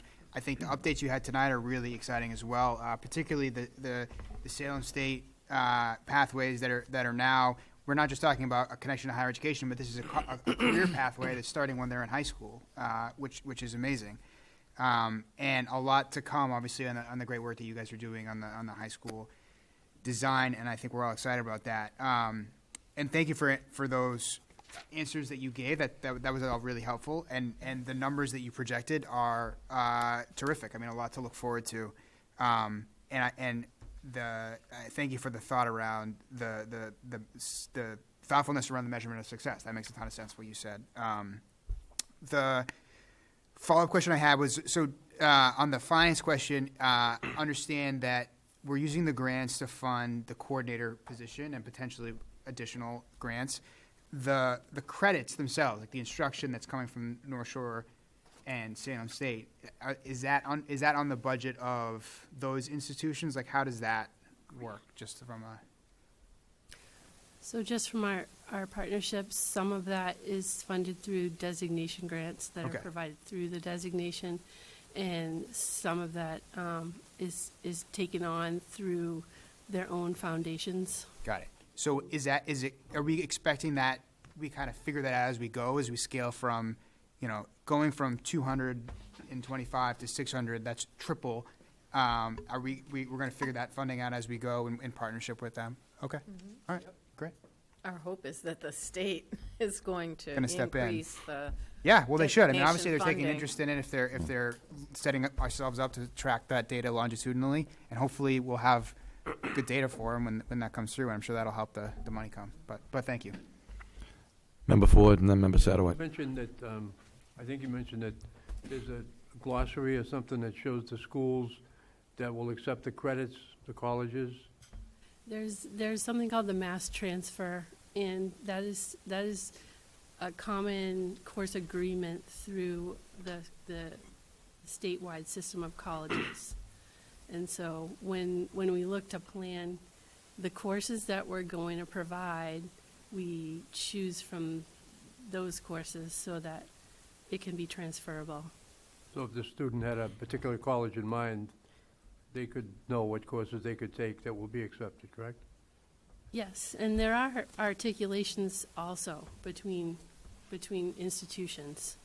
So there's an education articulation between North Shore and Salem State where you can take part of your, you can take up to your associates and then transfer all those and go to Salem State. And private institutions do not typically Right, that's what I accept the was- that's credits. what I was So it's questioning. really mostly the public Public. institutions. Okay, thank you. Member Satterwhite. Yeah, so I did community college, went to UMass. They accepted everything, which was awesome. So, two of the questions I have. You said that these classes are going to be offered at English and classical, but you didn't mention Lynn Tech. And I just have a question because Lynn Tech has the medical and like education, like, so it would make sense that you would try to put it there as well. So we have talked to Principal Karakatos about how this could really best grow, and one of the pathways that she sees as being very viable for them is the business pathway, because there are so many students learning trades that will become their own businesses, and it can be so applicable to so many students that is one area starting point. They already do have many articulations with North Shore Community College, and we want to build upon those. It has been a little slower starting there because there's so many requirements stringently upon their time to complete the requirements that they have to complete, that we actually do have to make space as well within their schedule to accommodate this. So my wife became a CNA. She went to Tech, and then she went to Salem State for nursing. Something like this would have been a great Yes. thing for her, but that might not be everybody that's going to that particular school is what you're... I think that is our Tech our will goal. definitely be involved. We're just trying to figure out. Definitely the business pathway is one we are definitely looking into and have had active conversations about. There will be other pathways that we will connect to. We're just trying to figure those out. We're still at the beginning stages of kind of mapping out what are all the pathways and which institution will that connection be made with. So there's still a lot of work that has to be done, but they are definitely part of the conversations. I don't want to miss a piece of a puzzle that's clearly in front of our face. But Yeah. I appreciate Yeah, great. this. This is a great update. And when I was laughing with Lorraine because I saw that you finally found her cart of laptops in your It's not. paragraph 5. Those are the I appreciate all that you do with this report. Thank you so much. I didn't know she lost a card. Oh, we have cards, believe me. Member Castellanos? Thank you for the update. It's wonderful, very informative as always. And I just want to point out the My College Career Plan component, My CAP. I just spoke to the 100 Mills program, 100 Mills of College program yesterday. We talked about, pathways and some of the challenges, low-income first generations, minorities face. And one of the topics was there's no at-home conversations about career planning and college planning like that. Those conversations are not happening. So if you don't have that kind of vision and that kind of like blueprint, like you're aiming for nothing. There's no really targets to work from. And I love the fact that we're looking to get all students with this, and also to have the conversation about going to college and to actually put the pathway in front of them so you could start taking action. So a plan is just a plan, but if you don't have the action steps or like what to do, it stays a dream and it doesn't really happen. So I appreciate that. My question is, what other pathways are being researched right now? I see that we have two in front of me, and you said there's a potential business pathway. Could we have that? If you guys actually have that research done, could we have that so we can see it?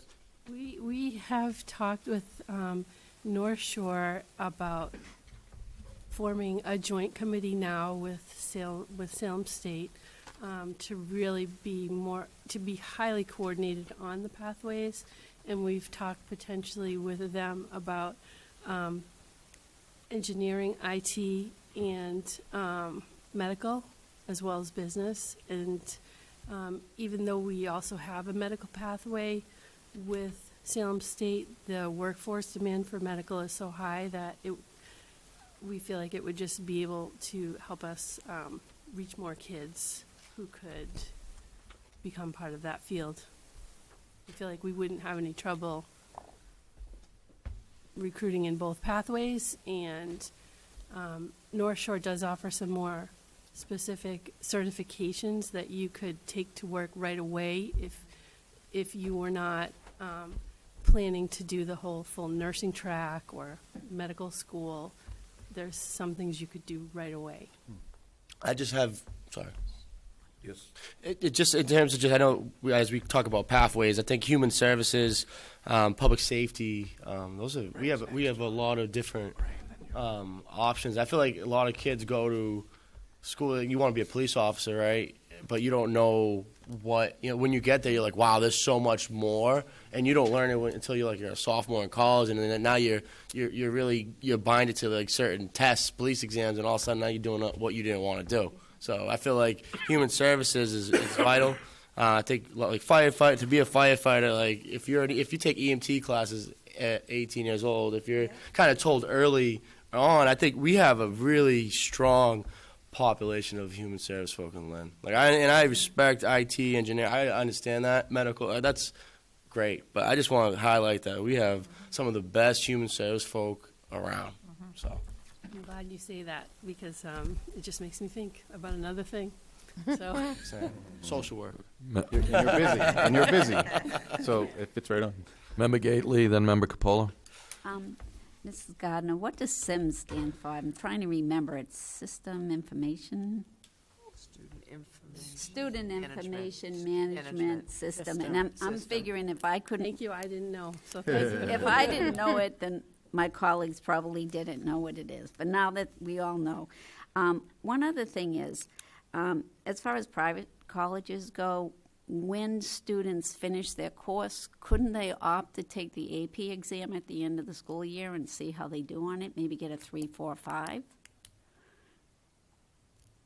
That's a potential idea. It depends on how well it would be aligned with the objectives for that, whatever that AP exam is. Okay. Yeah. Thank you. Member Capola, then Member Satterwhite. You mentioned that families came also to that December 5th meeting. What percentage of families came with those students about? It was lower than we hoped. We had really done a lot of outreach, and we had a translator. We had ROTC there with lots of students to translate. But I think that it seemed like we had maybe 15 to 20% of parents, probably not more than that, but the parents that were there had a lot of questions answered, so that was good. And I think that's definitely always an area for growth, but in this particular one, where we got some ideas of how to do a little better with that. We had a little bit of conversation that night that we had provided bus transportation for the students to get there, like right after school. They got there for like 3 o'clock because they were going to do tours, and they were doing the acuplacer test, and there were things that they were going to do. And parents had to get there themselves. You know, they were joining at like 4:30, 5 o'clock for dinner. And at the end of the evening, we were just as we were mulling around talking, we talked about that maybe next year that we allow the parents to go on the bus with the students. And then at first I was like, well, but then they're going to be sitting around for a long time. But then the college, North Shore Community College, said, well, no, we could build in tours for them as well. And so I think next year we're rethinking already how we would make the adjustment to hope to get more parents to be able to go. That's a good idea. The other thing is, a student was explaining to me from Fecht O'Leary, something that sounded like this. Yes. Have you included kids from Fecht O'Leary? Yes. Okay, so, One because you class didn't mention from that, so, Fecht O'Leary, and I was because they're wondering, small. is it a different program she was talking about? Because they're a small program, we have all grade levels are going to participate in the one Okay, class. great. To form one It class, was that then, that's good. Yep. And Member Satterwhite, and then Member Ford. just for the confirmation, we have been speaking about hiring and creating a pathway for people of color to become educators. This kind of hits the head on the, okay. Dovetails, right? Okay, just want to make sure. So the education pathway is extremely important, so I like the fact that that fits in with that component. And That's really how we justified that pathway in our application, that we really want to have our students come back and teach for us. okay, good. Good. Member Ford. You mentioned something, Shannon, about in-day classes. Yes, so Is there much potential there? Sergeant Major said something tonight that really, bothered me. He said he had 68 kids that started out his program, and because a lot of them had to work after school and to support the family, that they weren't able to be in ROTC. And, maybe that's going to be the case with a lot of kids. They won't be able to go after school. Yep, and that is why we're building the opportunities within the school day. It's also why we're looking at the high school design in terms of the schedule, because in order to really capitalize on during the school day, we need to rethink what the high school schedule looks like. So we're in the midst of doing that work now. Thank you. Great. Thank you very much. Great presentation. Thank you. Thank you.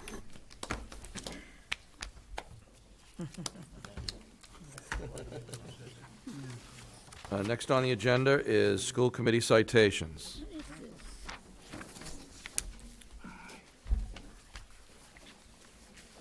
Jeez, it's almost 10 o'clock. No examples? I make a motion to accept this. Second. Yep, Superintendent. Just quickly, Tutwiler. at our October retreat, it wasn't October, there was a discussion about codifying a mechanism through which the committee could recognize students or people in the community, much as the mayor's office does, the delegation does, the city council does, and so in your packets, I believe, is a sample of a potential citation that allows for all members to sign, allows you to put the person's name, what it is you're recognizing him or her for. So, what do you think? Member Satterwhite? The only difference from what was given out tonight is it has our names, not just yours and the mayor's. Everything else is the same. Right. Okay. I make a motion to approve the school committee citations. One Number question. Ford? The other citations have a seal. Do we some point in time, want to put a seal on this? Gonna have a gold seal and a with a seal. This is a Memories. this is a sample. We will make sure it's All those ribbons they put on them. very. It's going to be in black and white with photocopy paper. To be a gold seal with a blue ribbon. It's very nice. Everyone had a chance to see it? Yeah, I had it in a packet. Okay, yeah. I already made the motion. There's a motion on the table to accept it as. Second. All those in favor? Aye. Opposed? The ayes have it. Okay. Good work. Next on the agenda is Community Service Shoveling Program. Member Gately. Yes, I had a constituent speak with me about community service, helping out senior citizens with the shoveling program, and I told him I would put it on the agenda and we could discuss it. But before this meeting, Sergeant Major came up to me and told me that he has already been in contact with the mayor's office, and they're on the same page as I am. So I'm going to just ask the mayor to go through what they've already found about this possibility. Thank you. Happy to go through some of the work we've done on this. We've been approached probably last winter and over a period of time about, as particularly on, I guess in conjunction with our ROTC or Skills USA or other things, there's actually that kind of work going on in the community about assistance in shoveling in certain neighborhoods. And in the past, what we've usually done or traditionally been done is that would be the mayor's office would then direct those residents to the city council, the ward councilor in that area in terms of there's always has been people that are willing to help out. But as we've been working on this and thinking about it, we talked about, maybe doing a program, that's a citywide program, and actually incorporating some of the community service that's been going on related to this, other things. So Mike Cole in my office, who's the community relations coordinator, has been looking into this, and the objective would be to create a list of volunteers that we could reference as they're contacted by residents for shoveling assistance. Would break it down by the volunteer name, address, phone number, and email address. So be divided into wards and precincts, so we'd be able to really kind of keep track of that. Each ward council would be involved, obviously, to help coordinate that, as well as through the councils at large and through the mayor's office, as well as the school committee. So the steps we've taken, and I know that you talked to Sergeant Major Oswald. Mike had reached out to Jason McCush over at Skills USA, indicated he thought there'd be interest from students in the program, and he was going to discuss it at the next meeting on January 15th. He also suggested reaching out to the National Honor Society groups at the other high schools as well, so we want to incorporate this, which we thought was a good idea. Michael has contacted Terry Callan and Dr. Tutwiler's office to find out those contacts. Sergeant Major Oswald was also reached out to and has indicated, and I think to you, that there were definitely members of the ROTC that are interested in this. Yep. And an additional group was Youth Without Borders. Mm-hmm. Dulce Gonzalez, who's works with Senator Creighton, is involved in that group and looking to get volunteers as well. So we're trying to figure out how this would work. I think there's some logistical questions that are important, and we're working on that.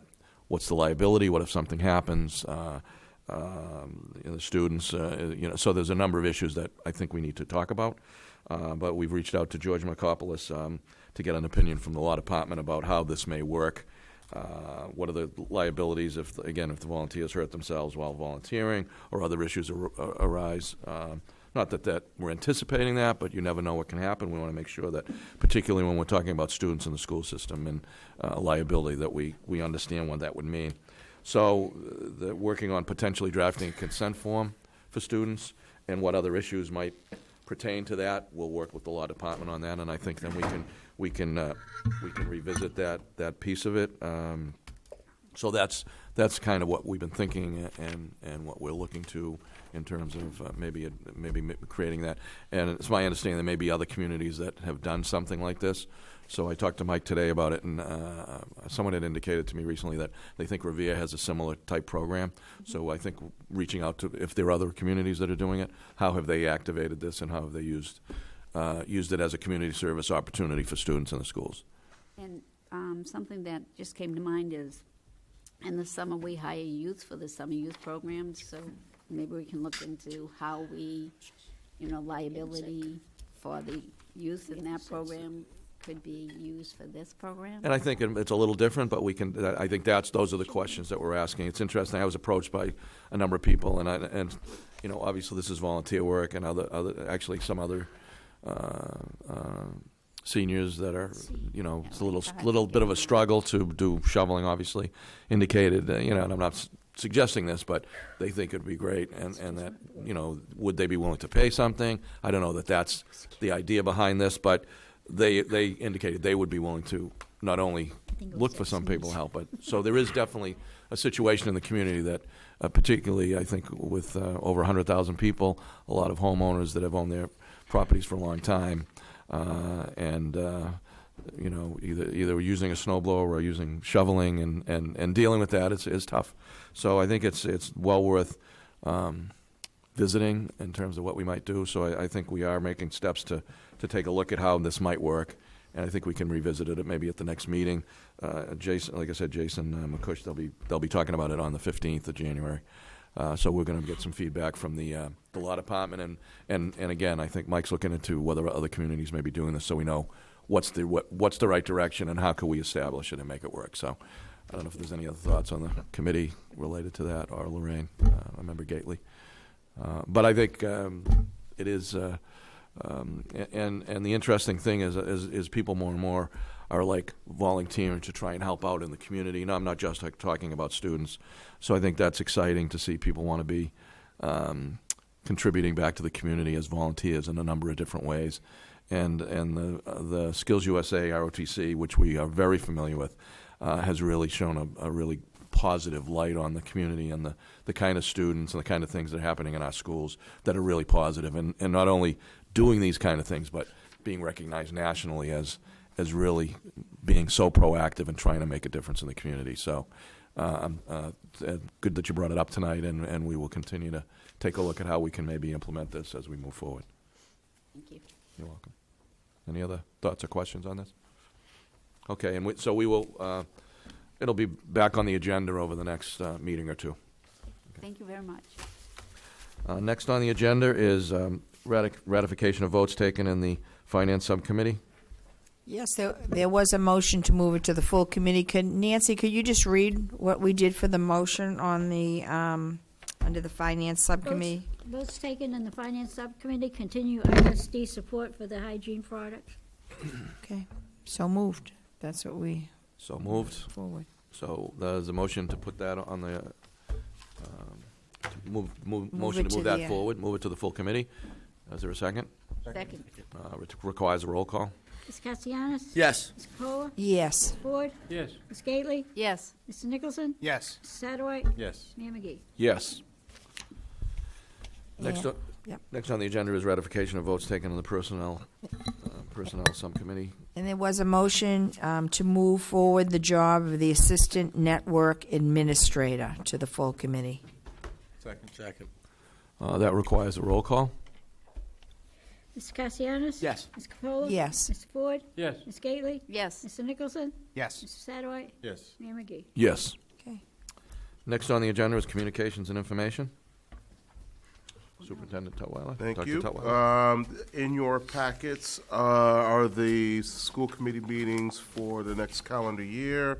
Also, a great partner for the Lynn Public Schools, the North Shore Education Consortium, just published their annual report. It's for the 18-19 school year. They run 1 year behind. And you also have the enrollment report in your packet. It's not listed on the agenda, but it is in there. And there is the superintendent's report. So I'm going to dance around this a little bit. Technology is a big part of our lives. It's a big part of students' lives, and it's a big part of our efforts in the schools. As you know, all of the standardized testing, essentially, Access and MCAS, is now computer-based. We, since the month of October, have been working in earnest to ensure that That is a seamless, smooth process for students and teachers. We've done, yeoman's work to really make this happen well. And that includes, but is not limited to, broad inventory assessment, development of testing schedules months in advance, several infrastructure trials, and a weekly memorandum to building leaders, giving them updates and recommendations, and in some cases directives on what needs to be done in order to make sure that we're ready. Pleased to share with you that we started access testing this week, actually on Wednesday. At the high school level, we were able to assess on 2 of the 4 domains 90% of the students successfully. And for that to happen on the high school level is enormous. Typically, we've taken other paths to assess the students and not necessarily getting that high a number that quickly. So the building leaders at the high schools are to be commended, as are members of the technology department, Shannon Bansfield, Eva O'Malley, who I think was seated over there. It's been a real collaborative effort to get to launch successfully, as I believe that we have. At the November meeting, the committee voted unanimously to approve the availability of reproductive health products through the school-based health centers at our high schools. In December, we met with representatives from the Lynn Community Health to begin framing a plan to roll out. The plan is to engage an iterative process, one wherein we frame elements of the rollout and then solicit your input before making the plan complete. As it stands, the plan at a high level is as follows. Update and present the Lynn Community Health School-Based Health Center brochure, which should have been in your packets, which includes information about the fact that they offer reproductive health supports. Update and present Lynn Community Health consent form, which will include language informing parents and guardians that by law students may seek care without consent. I think that was a specific request by the committee. That is forthcoming. Schedule an all-call to high school families, informing them of the impending change to availability and where and to whom questions can be directed. Similar messages will be posted on social media and on our website.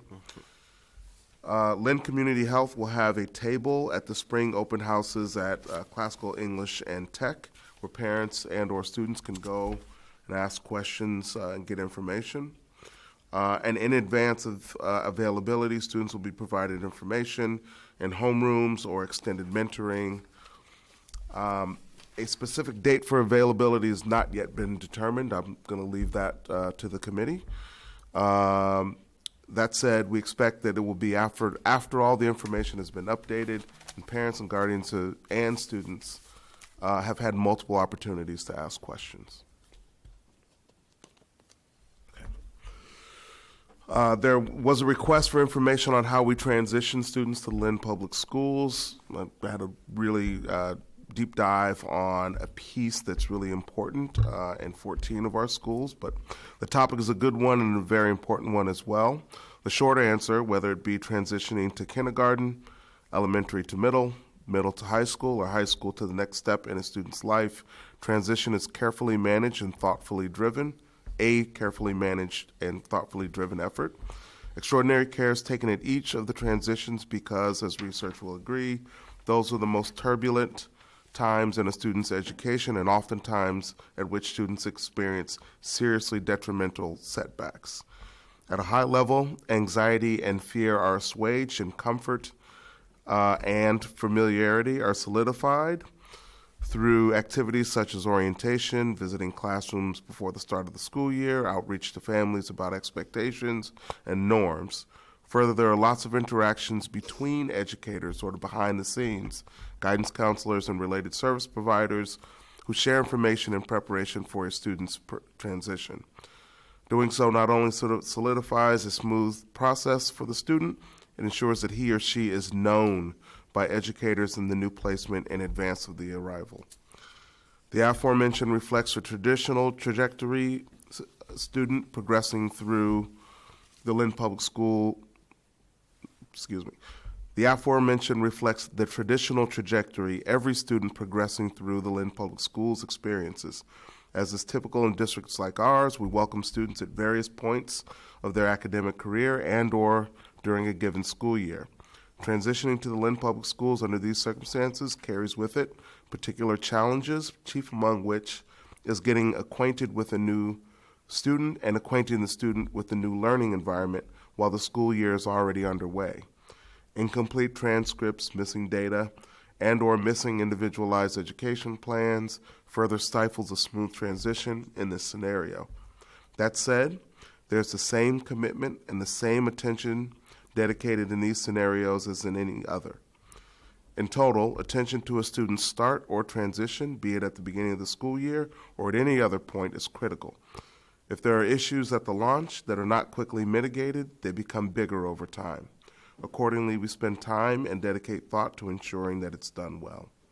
Finally, I'm excited to announce that the Lynn Public Schools was awarded a $150,000 DESE Gateway City Education Grant for bilingual education programs as part of DESE's GLOBE project, Grants for Leading Organizations for Bilingual Education.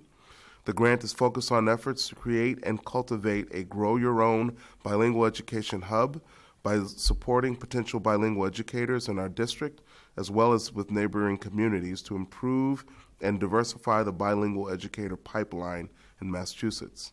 The funds for this grant will continue our dual language program professional development at Harrington, which we're very excited about, offer bilingual endorsement coursework through Boston College to currently identified bilingual staff, recruit interested bilingual staff for the bilingual endorsement, and develop a successful model of bilingual education that can be replicated in other schools and districts. That is all. Happy New Year to everyone. Happy New Year. Happy New Year. Make a motion to adjourn. Motion to adjourn? Second. All's in favor? Aye. Opposed? The ayes have it. We are adjourned.